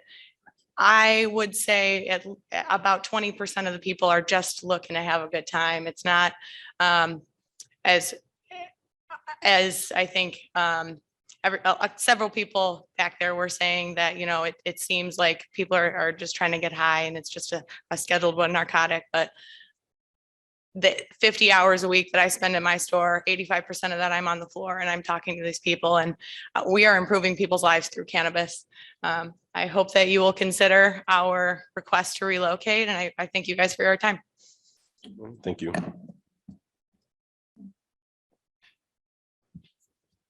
Anybody else like to speak?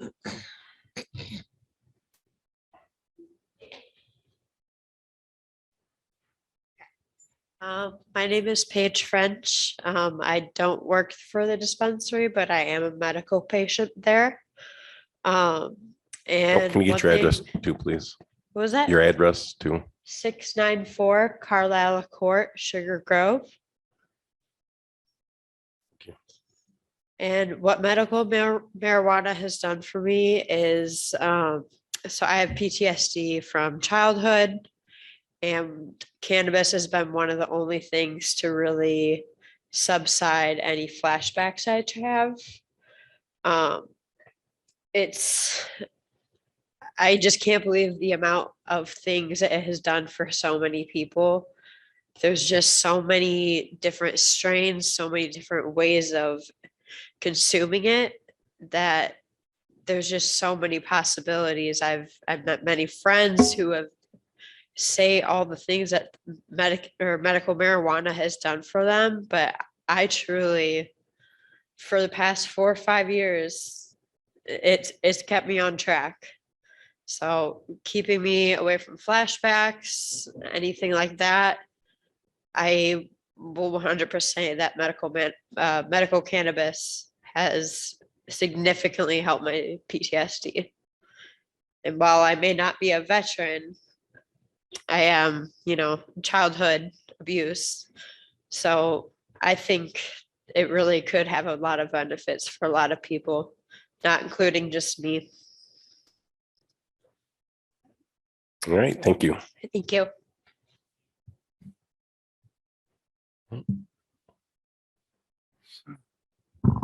Hey folks, my name is Joe Lenza. I actually live in Batavia, but I work at Verilife. What's your address in Batavia there? 523 Houston. How do you spell the last name? Lenza. Adding to Bree's point, I do believe that most people come in to medicate. So this move would help us facilitate that and make our lives as workers there much easier, and also help us to consult patients much better, to take the time to get them the right products. So thanks for your consideration. Yeah, thank you. Anybody else? Okay, seeing none, we're gonna close that portion of it. Now we're gonna turn it over to the trustees and have our discussion. So who wants to lead it off? Okay, I guess I'll start. My name's Mike Laurie, as you can probably see down here. I'm a retired psychologist. I worked in substance abuse. I ran substance abuse therapy groups for 30 years. I did zero treatment to people who were marijuana users. The other drugs all cause many more problems than marijuana. As Mr. Grabowski mentioned, oftentimes alcohol can create more problems because of what it does to an individual. But that said, I want to say this, that I came here, even regardless, I came here with an open mind to really figure if this was good for the village, or was it going to be detrimental to those that lived fairly close. And in hearing all the comments and arguments and statements, I've come to the conclusion that what I heard in terms of people saying they did not want the marijuana dispensary at that location were based primarily on speculative fears and concerns about what marijuana may do to their children and other issues. I'm not concerned with the traffic issue. I've been convinced that I don't think that will be an impact. However, the convenience to the community is the one that I had most trouble figuring out which way to decide. And after hearing the arguments that it's not necessarily absolutely necessary that this thing be moved, of course, we all know that, but it would be a tremendous convenience to so many people that live in North Aurora. Keep in mind that there are many more people that living in North Aurora that go beyond this area, and we have to consider their needs as well. One more thing I'd like to say is my heart goes out to those people that have expressed those fears. I had children. I was concerned with the same issues that you have about your kids being influenced negatively and ruin their lives in terms of being a productive citizen. I can say this to that. If you heard what they said about their security and about their stringent regulations on who gets this substance, I think that I have personally been convinced that there's no real fear or there's no real opportunity for children to get a hold of these drugs any more so than they would any other kind of drug, even alcohol itself, which incidentally statistics show creates more problems and more concerns in our society than any of the other drugs. So that's all I have to say. I'm going to be in favor, I think, of the move as I speak tonight. Yeah, I'd like to just say something about the revenue portion of to the village. They moved in here in 2015, but in 2020, that's $1.5 million.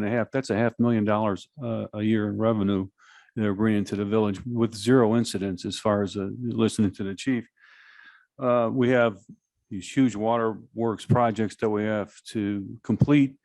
People in North Aurora like their roads, streets, and trees replaced, and all that takes money. And I've heard people say, well, make it up somewhere else. Maybe find another restaurant or find another avenue to raise $500,000. So that means that we would need 20 more McDonald's to match the revenue portion that Verilife brings, or like 30 Dunkin' Donuts. That's not going to happen. It's not easy to find businesses like this. It's a sustainable business.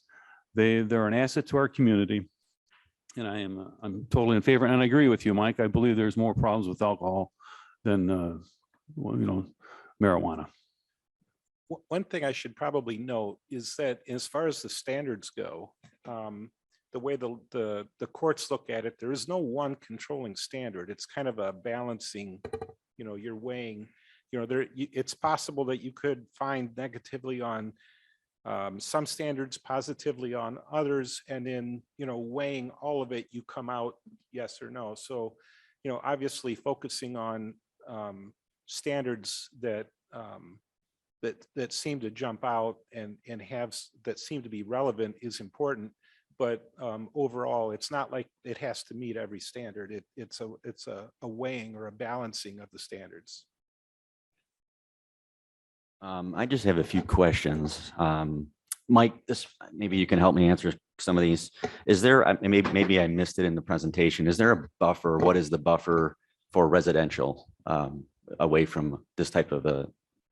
There isn't one. There is not one at all. No. Okay. And then second question, maybe for Jeremy or Monty.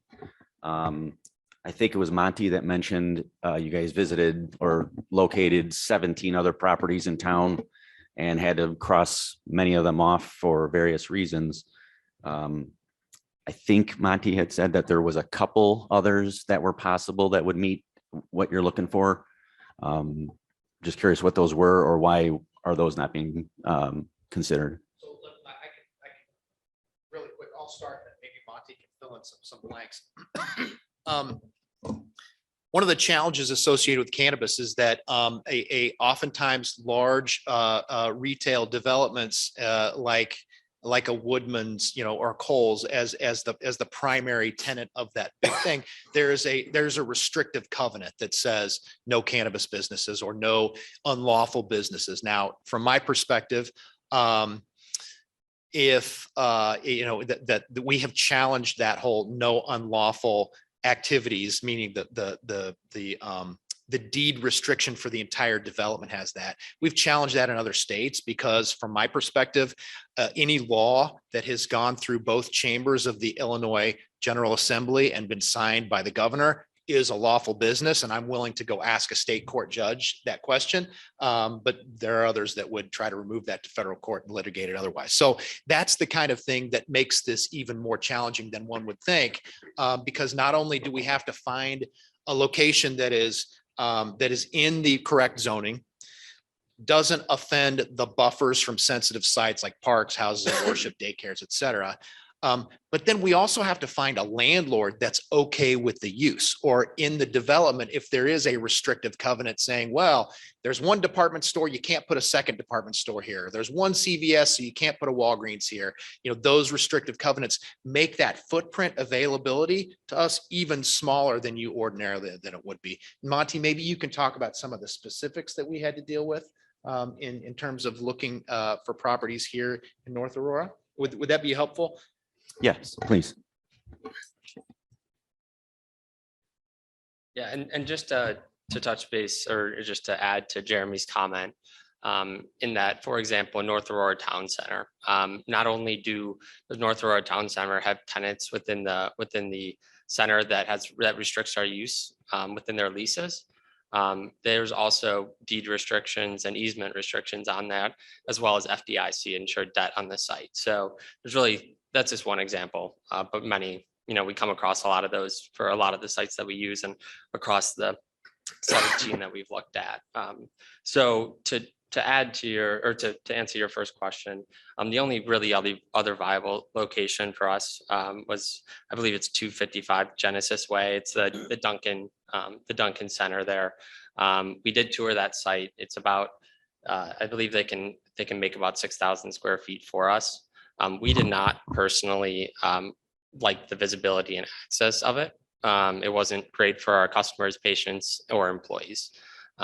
It's tough. It's tough coming through Oak to get through it, and it's not ideal for our use. Okay, thank you. Anybody else? Go ahead, Carol. I took a tour of the facility this past week, and the one thing that I was impressed by was certainly from the moment you walk through the door. Well, first of all, when you come into the building, there's a security guard. There's someone who takes your ID, make sure that it's a legal ID, that you're 21 years old before you can even go in. And the controls, I was very impressed by at every turn, things are filmed. It's very above board. It's done very well. My personal opinion about a dispensary is I think, and liken it to, well, what if it was a liquor store? And I think to myself, a dispensary, you cannot even go through the front door unless you are 21 years old. You can walk into a liquor store as a 15-year-old, get your soda, go to the counter, or try to buy liquor. They'll card you there. You can walk into a liquor store as a 15-year-old. You cannot walk into a dispensary unless you're 21 years old. I know friends of mine who don't have medical marijuana cards, but they use them because they have excruciating back pain. I did not know until tonight that this was the only medical dispensary in the county. And I really do feel that it does serve people who are trying to solve problems. It's not, people who are just going out on a Saturday night to get high. But if that was the case, it's legal in Illinois. And so I think that Pharmacann has shown themselves to be a responsible business partner here in the community. They did do a traffic study. They did everything that they were asked of them. And I am personally at this point in favor of the special use. I'm against the special use primarily because when I took the oath of office in the state of Illinois to sit as a trustee, I'm going to read the oath of office. It says, I do solemnly swear or affirm that I will support the Constitution of the United States and the Constitution of the State of Illinois, and that I will faithfully discharge the duties of the office of trustee to the best of my ability. This is an illegal drug, plain and simple. It's an illegal drug. And you're asking us as trustees to aid and abet the sale of an illegal drug. I heard in 2019 about how much revenue it brings into the village, and that's great. And let's be really clear, we're not talking about medical marijuana being sold, because if we were, you'd be fine by your own presentation, you'd be fine in your current facility. We're talking about adding and increasing the sale of an illegal drug in the state of Illinois, in our village.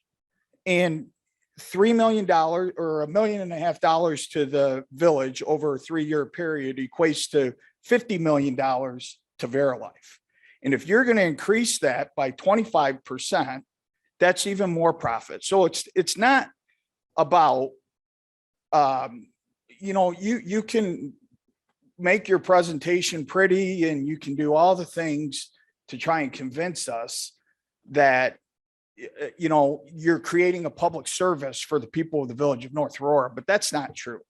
What you're asking us to do, plain and simple, is to go along with the sale of an unlawful drug in the village of North Aurora. I am a trustee that actually lives the closest to this proposed facility. I back up to Tanner Road, right next to the fire station in North Aurora. I have 3 boys that I've spent a great deal of time coaching and going through to make sure they're not exposed to certain things in our community. And I take great pride in that. And yeah, maybe there's not a lot of incidents at the police station right now. Maybe there's not issues, but nobody ever talks about, when they talk about legal drugs in the state of Illinois, the broader impact on our culture and society. And I'm against the special use, but I don't even have to get to, I don't think we need to get to it, because you're asking us to violate the Constitution of the United States in the supremacy clause, which trumps the state of Illinois. So I'm against it. And that I know I'm in the minority, but I was against it in 2019 and I'm still against it now. I would like to respond to one thing Trustee Carroll said, that in the state of Illinois, it's not an illegal drug. It's a legal drug here in Illinois, and it's just not a law stated within the Constitution itself. It was actually a law made. Marijuana was made illegal around 1930 because a man named Anscler was just forming the substance abuse, drug and substance abuse program, a federal program, and he wanted to keep his job. And you can look that up. I just read that today in Encyclopedia Britannica, a little brief history on how marijuana became illegal. It was more for political reasons than it was any other health reasons. The impact on our society of the misuse of any substance, by far, it far exceeds all other drugs combined. Is alcohol, which is a legal substance. It is socially acceptable, and marijuana, I believe, is growing into that element of our society. I think I can't remember the exact figure, but a little over 16 states now have recreational marijuana on their books. Another 20 or so states have medical marijuana as a legal substance. So to kind of correct one thing you said, it's not a part of the Constitution. It's actually an additional law added on in 1930. I never said it was, I said, but in order to adhere to the Constitution, we have to recognize all federal law as supreme over Illinois law. That's what the supremacy clause of the Constitution says. I didn't mean it was part of the Constitution. I see. I meant upholding the supremacy clause. But thank you for the history. Yeah, sure. Anybody else? So just a final comment, because I remember when we first passed it, I was on sitting trustee in 15. So the rationale is when we passed it is that we control what happens in our village. So if if they leave or if Verilife goes to a different town or a different village, doesn't mean that the people in North Aurora who use cannabis are going to, not use it. All we're doing is pushing it off to somebody else. And I believe Batavia had passed a referendum. So Batavia's looking at getting a dispensary, Aurora's looking at getting another dispensary. But typically, when we control our own area, it's usually works out better to our benefit. And that's why we had those restrictions put on early. We basically limited the company to 2 locations because we wanted to keep it away from schools, keep it away from libraries and children. So I say that we keep it here in North Aurora, we control it, and we haven't had any problems. And it's a huge revenue boost for our community. People in our community want all these waterwork projects completed. They talk about our street repair and all the things that we do. And this is a very important element.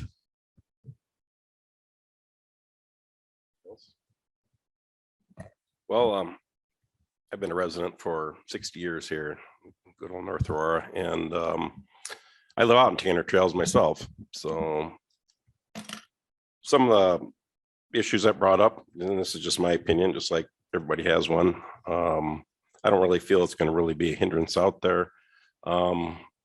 Somebody mentioned at the Plan Commission that their kids are going to ride their bike from Tanner Trails to this area to see Taco Bell or Starbucks. And my own personal opinion, I'd be more concerned about the people that are drinking at the hardware, having 4 Manhattans and getting in their car and driving by these kids. So as far as just dispensary there, I believe it's run professionally. I took a tour 7 years ago. I took a tour again.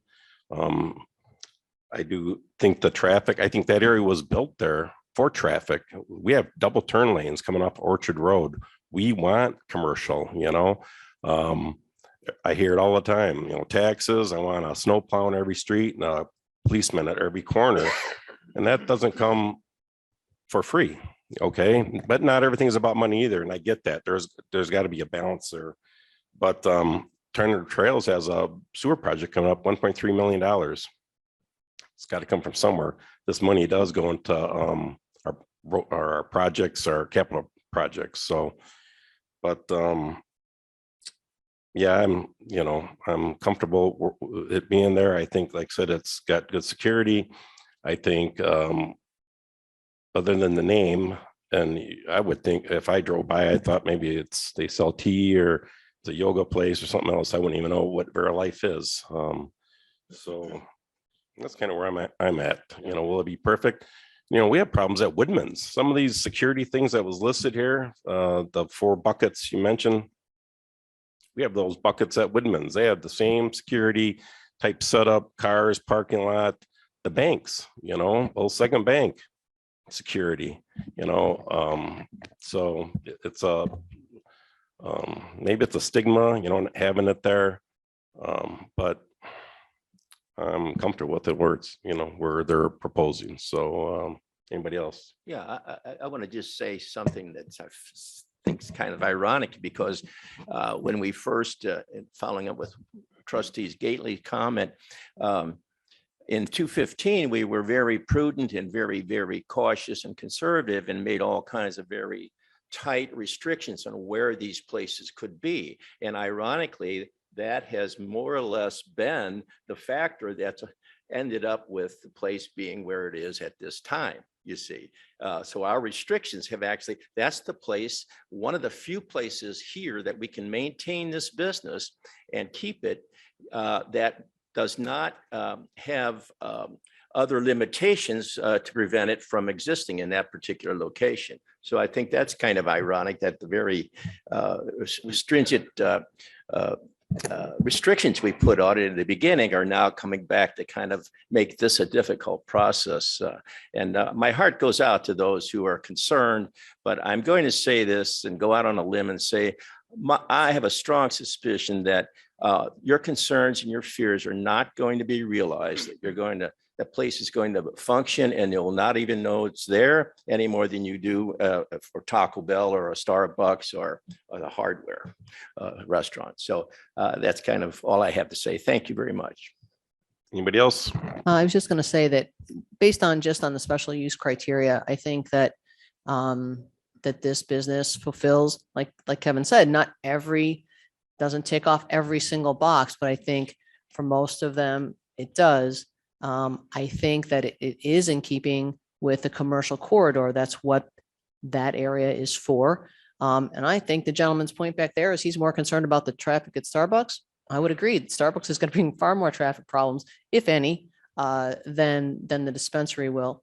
I think they've shown themselves to be a good partner. I feel like they've addressed concerns. They are concerned about how the community where they reside feels about them. And I feel that they've addressed those concerns. One more thing. I mean, we keep talking about hardware or issues at Woodman's or issues at the banks. All of those things are legal and under federal law. Alcohol is legal under federal law. You might think it's not as safe, but it's legal. This is an illegal substance under federal law.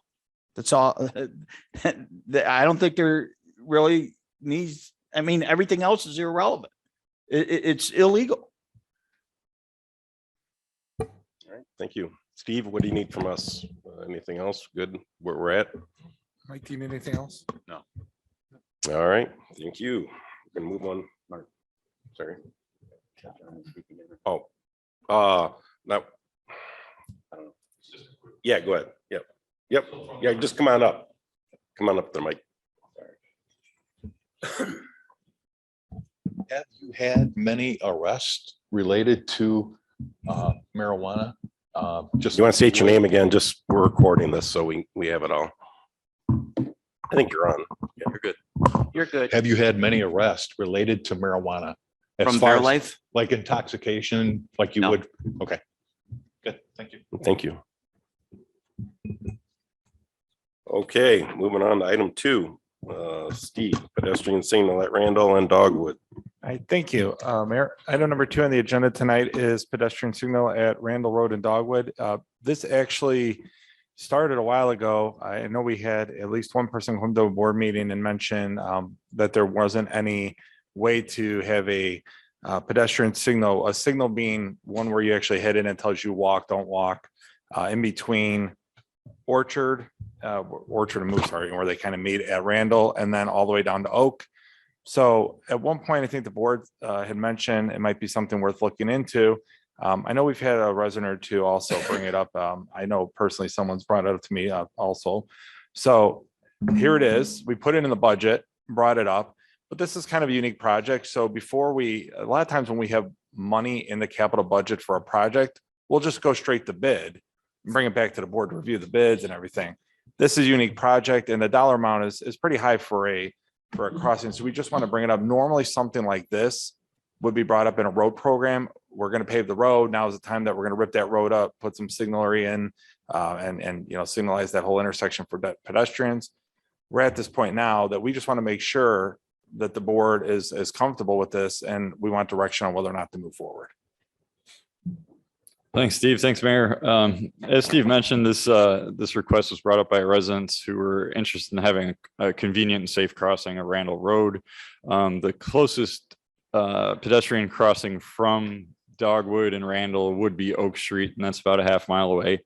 The scope of this work would include adding pedestrian pedestals, which are those little posts with the buttons on them. The actual signal on itself on the traffic signal, which would be the don't walk and the white man and the traffic counter counting down how much time you have to cross the intersection.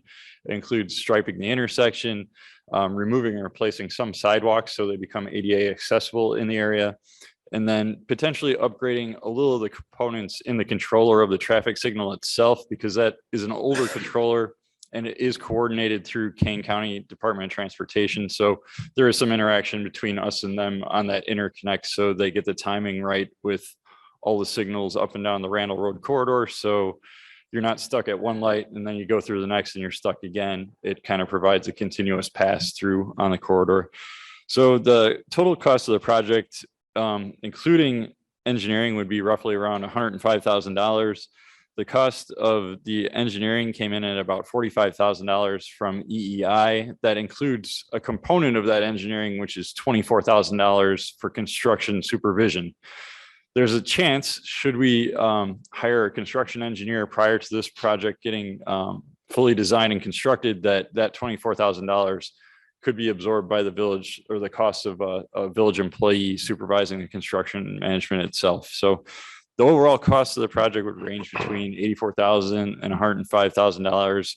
We're estimating the construction costs are $60,000. In today's market supply chain issues, we're not 100% sure that number will be good in a year by the time this thing gets constructed, but it's the best estimate we have. So that's kind of a summary of the project and what we're looking at and the costs. I'd be happy to entertain any questions you might have. I have a question, John. About how many people, like how much is this going to get used? Because that's a very high price tag for a crosswalk. And I'm just curious, I mean, was this one person, or do you feel there's a real need there? There's a lot of people crossing over, because what do you have, a dental office? You have the turf room, the brewing company, a nail place, CVS is not there anymore. So really, what's the demand? Like, what is the real need there? I think that's a fair question. I don't know that we have a completely entirely strong grasp on what that number is. Speculation from the neighborhood and the immediate neighborhood. If those residents were to use it, I think we're looking at probably 300 homes just in that area. And as the pedestrian network develops throughout town, it maybe become a more important area of point of crossing should people start making their way from maybe the Orchard corridor through Randall all the way to the river or something like that. So it could be an integral component in the future, but as of right now, I'd probably defer to Steve or anybody else who might have additional input on resident requests or information on use at that intersection. That's a long walk. It is a long walk. I think, when you look at it, we don't have, in the years I've been here, it's a unique request. And so a lot of times with these types of requests, someone come to a board meeting, the board says, well, that sounds like a reasonable thing. I know that area, there isn't a really great way to cross there. So what you end up doing is you throw a number at it in a budget. And that's where we started with this. So John, in the budget, put 60 grand for construction, 15 for engineering. Those numbers are, they're rough guesses of what, until we have the engineering done, what we think is reasonable. Be honest with you, when this started, John being an engineer, told me it was going to be way more than I thought it was going to be. And so he said, well, this thing's going to be expensive. I said, well, it's just a button that pushes, and you go across the street. And so he was right. So that being said, but what's good about that is it gives you an opportunity to kind of see what that costs. And it kind of raises the question too, if you do it here, are there other places in town that are just as worthy to bring people from a residential area to a commercial area? It's really not a ton of places where you have gaps, residential, and then commercial directly across the street. So that's the question. I'd like to say something with this. I don't think it's costly at all. And I'll tell you why. I don't know if it was a few days prior to you bringing it up the last time or afterwards, but I saw two kids waiting at that very intersection who then dashed across the street. And I thought, you know what? If one kid gets killed there, I think it's worth $100,000 to prevent that. So the other question I have, though, is wouldn't it be safer to have a red light with a crosswalk and a little white figure and a don't walk and all that? Yeah, that's kind of our intention, to have something like That's that. what If I it wasn't is. clear with That's that. what That's I the thought you were actual gonna have one of type those it yellow is. blinking. No. This would be. It would actually be on the traffic signal. Oh, You'd yeah. press then the button. By all means, I think we should do it. That's my opinion. I do see a lot of people on that intersection because I live close proximity to where you're talking. There's a lot of people who would like to use it because they come in from Dogwood. They would like to go to the restaurant, or some people just like to walk. That's part of their walking plan. So I don't really feel that the cost is that expensive myself, just knowing what construction costs are. I think it's philosophy though of our board or the village, when you talk about non-motorized vehicles, and how do people move around? There really isn't a good way to go from Moose Lake to Jewel Middle School, and if you have to cross there, definitely dangerous.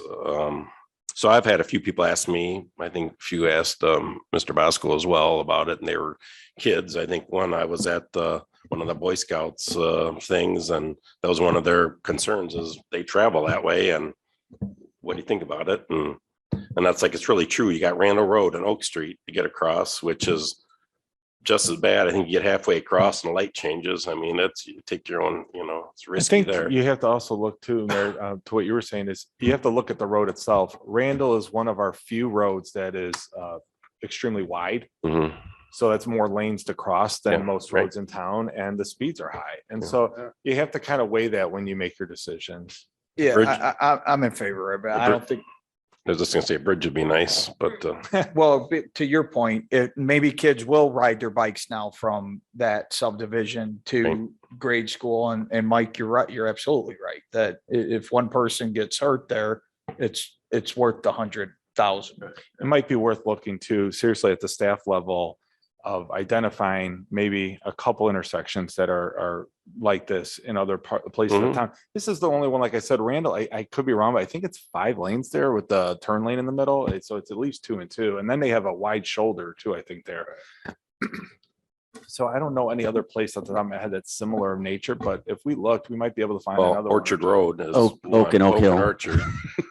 But you can Oak get and Oak Hill. across at White Oak, but you have to work your way down and cross over it. I don't even know if it has a walk thing at White Oak. Well, it'd have to be for this type of thing. It'd have to be somewhere that actually has a traffic signal already. Right. Right, White Oak does at Orchard there. Right, at Oak and Orchard, it's the same Oh, I'm sorry. situation I for thought I people at heard the White Oak Springs. and Oak. No. White Oak and Orchard. Right, but Got I don't it. know if it actually has a crosswalk or just a stoplight. I don't know. Okay. But people do move. I mean, like I said, if that's the board's thought is how people get around with the bike paths or lights or something, I think it's kind of important to kind of look at those as money comes available. Or is there any grants or anything? Sometimes there are.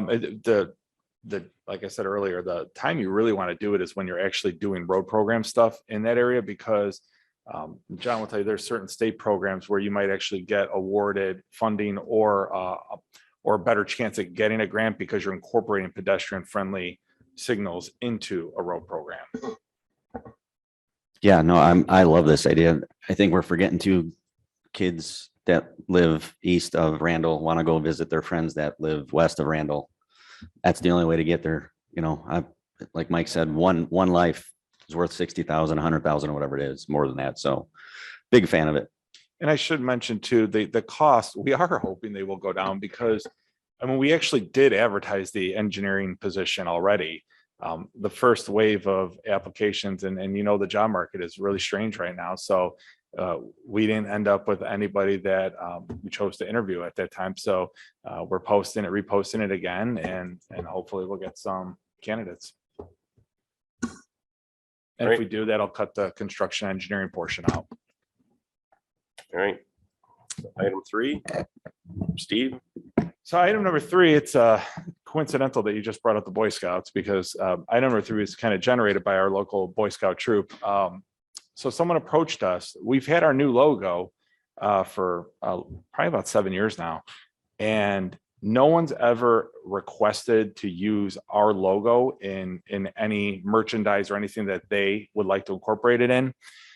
So in this case, the local Boy Scout troop approached us, and they want to take our logo and incorporate it in their troop logo because they're based out of North Aurora. So they want to show, community pride by using that logo in their logo.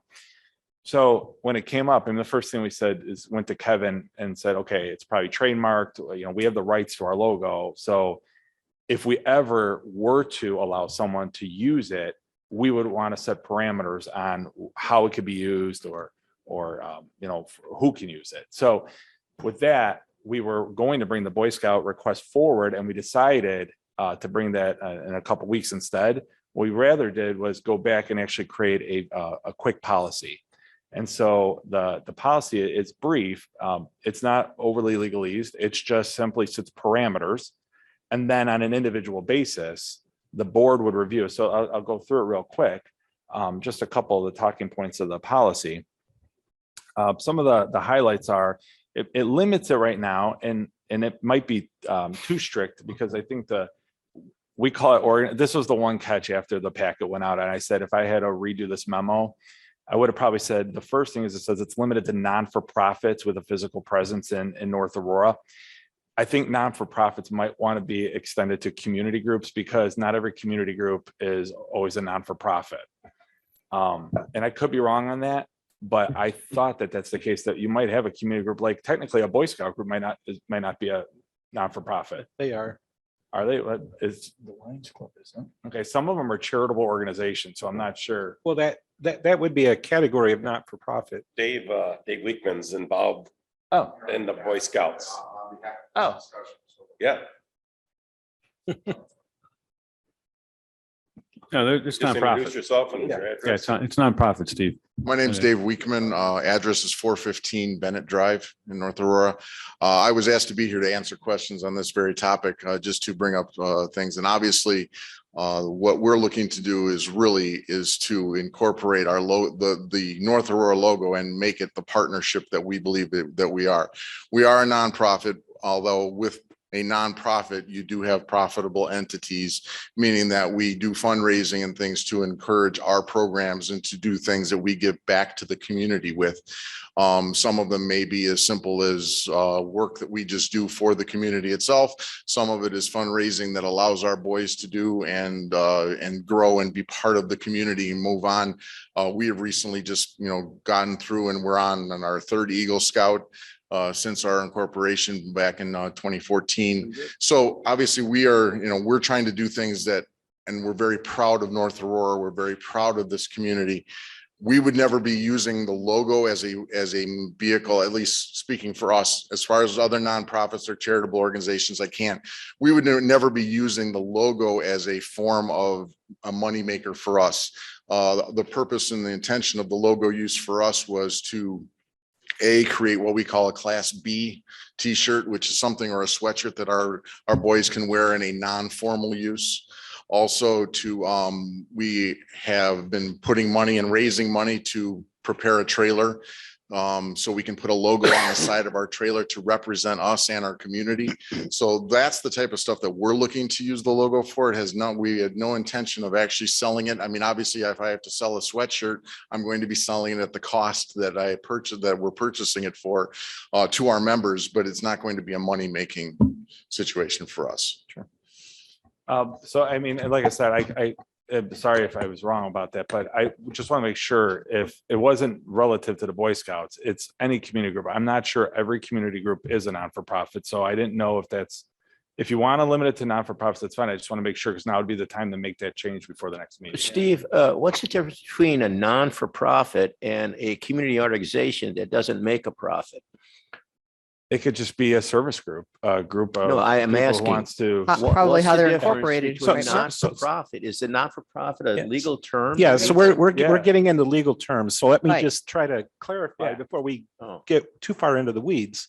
So a lot of times when we think of not-for-profits, we're actually thinking of 501c3 tax exempt organizations. That's a smaller group of nonprofits that are limited to charitable purposes and other things. Nonprofits, a nonprofit simply means an organization that's incorporated under the Illinois Nonprofit Corporation Act. They're not a business corporation, they're a nonprofit. And, business corporations are for-profit corporations. And that doesn't mean that nonprofits don't generate income that they pay tax on. If they're not tax exempt, a nonprofit pays taxes. But it means that there are no profits that inure to the benefit of private individuals. So if the nonprofit makes money, that money goes back into the organization for, doing whatever the organization I does. understand that Yeah. part, but I'm just saying, Yeah, is there a general term that can take both community organizations that don't make a profit and technical nonprofit entities and combine them? I into think one? Kevin actually I was on that boat. At first, I wasn't sure that you could, Yeah. because I was thinking that a not-for-profit had to have the certification.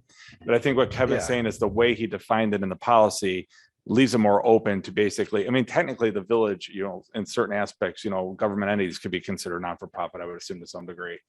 Yeah, and actually a community association of people that's not even organized as a corporation would be considered or could be considered a nonprofit. I mean, loosely speaking, they're not in it for profit, they're in it for some community purpose. Okay.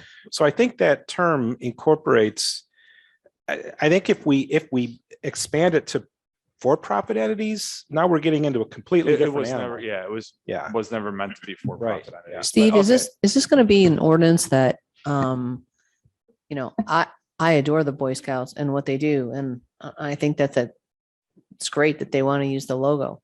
But is it going to be on a case by case basis that someone Yes. like, so the Boy Scouts are asking for it? We go, okay, well, the Boy Scouts, this would be a great organization. Love to have our logo on it.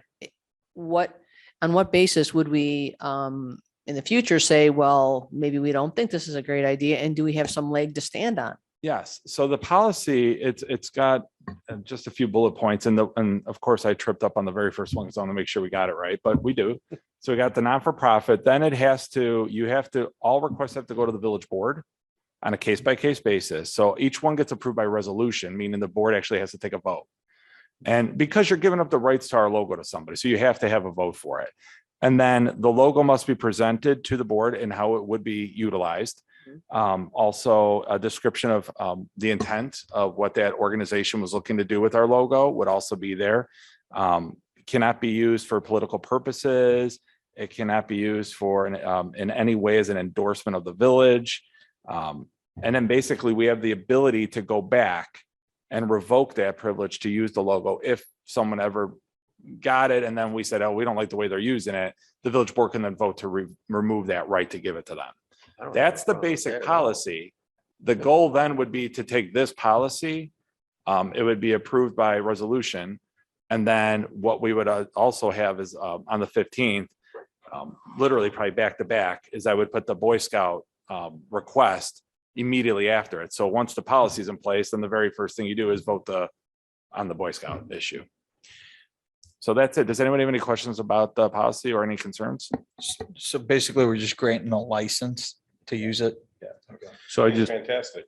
And so you had 30 Eagle Scouts from your pack? If anybody wanted to say, this was a rough draft of a t-shirt, the front of a t-shirt for us. Just to, using, obviously, we're Troop 104 because we were created in the 104th year of scouting. That's where the number came from. So using the logo as the 0 to make up it. It was designed by one of our scouts. So that's where it came from. Can't beat So- that. Yep. Hey, Dan, I have a question. So you had 30 Eagle Scouts out of your troop? Oh, no, we have three currently. Oh, okay. I was gonna say, that's a big number, 30. No, we're working on it. Well, that's still very good. We'll get him going. If I can kick my own son a little bit, maybe I can actually get him over the line as well. So You'll do it. You'll do it. absolutely. Thank you very much for your time. I appreciate it. Thank you. Thank you. All right. See, nothing else, Steve? I'm good. Thank you. Motion to adjourn. Motion to adjourn, second. All in favor, say aye. Hi. Aye. Opposed, the same. Good night. Good night.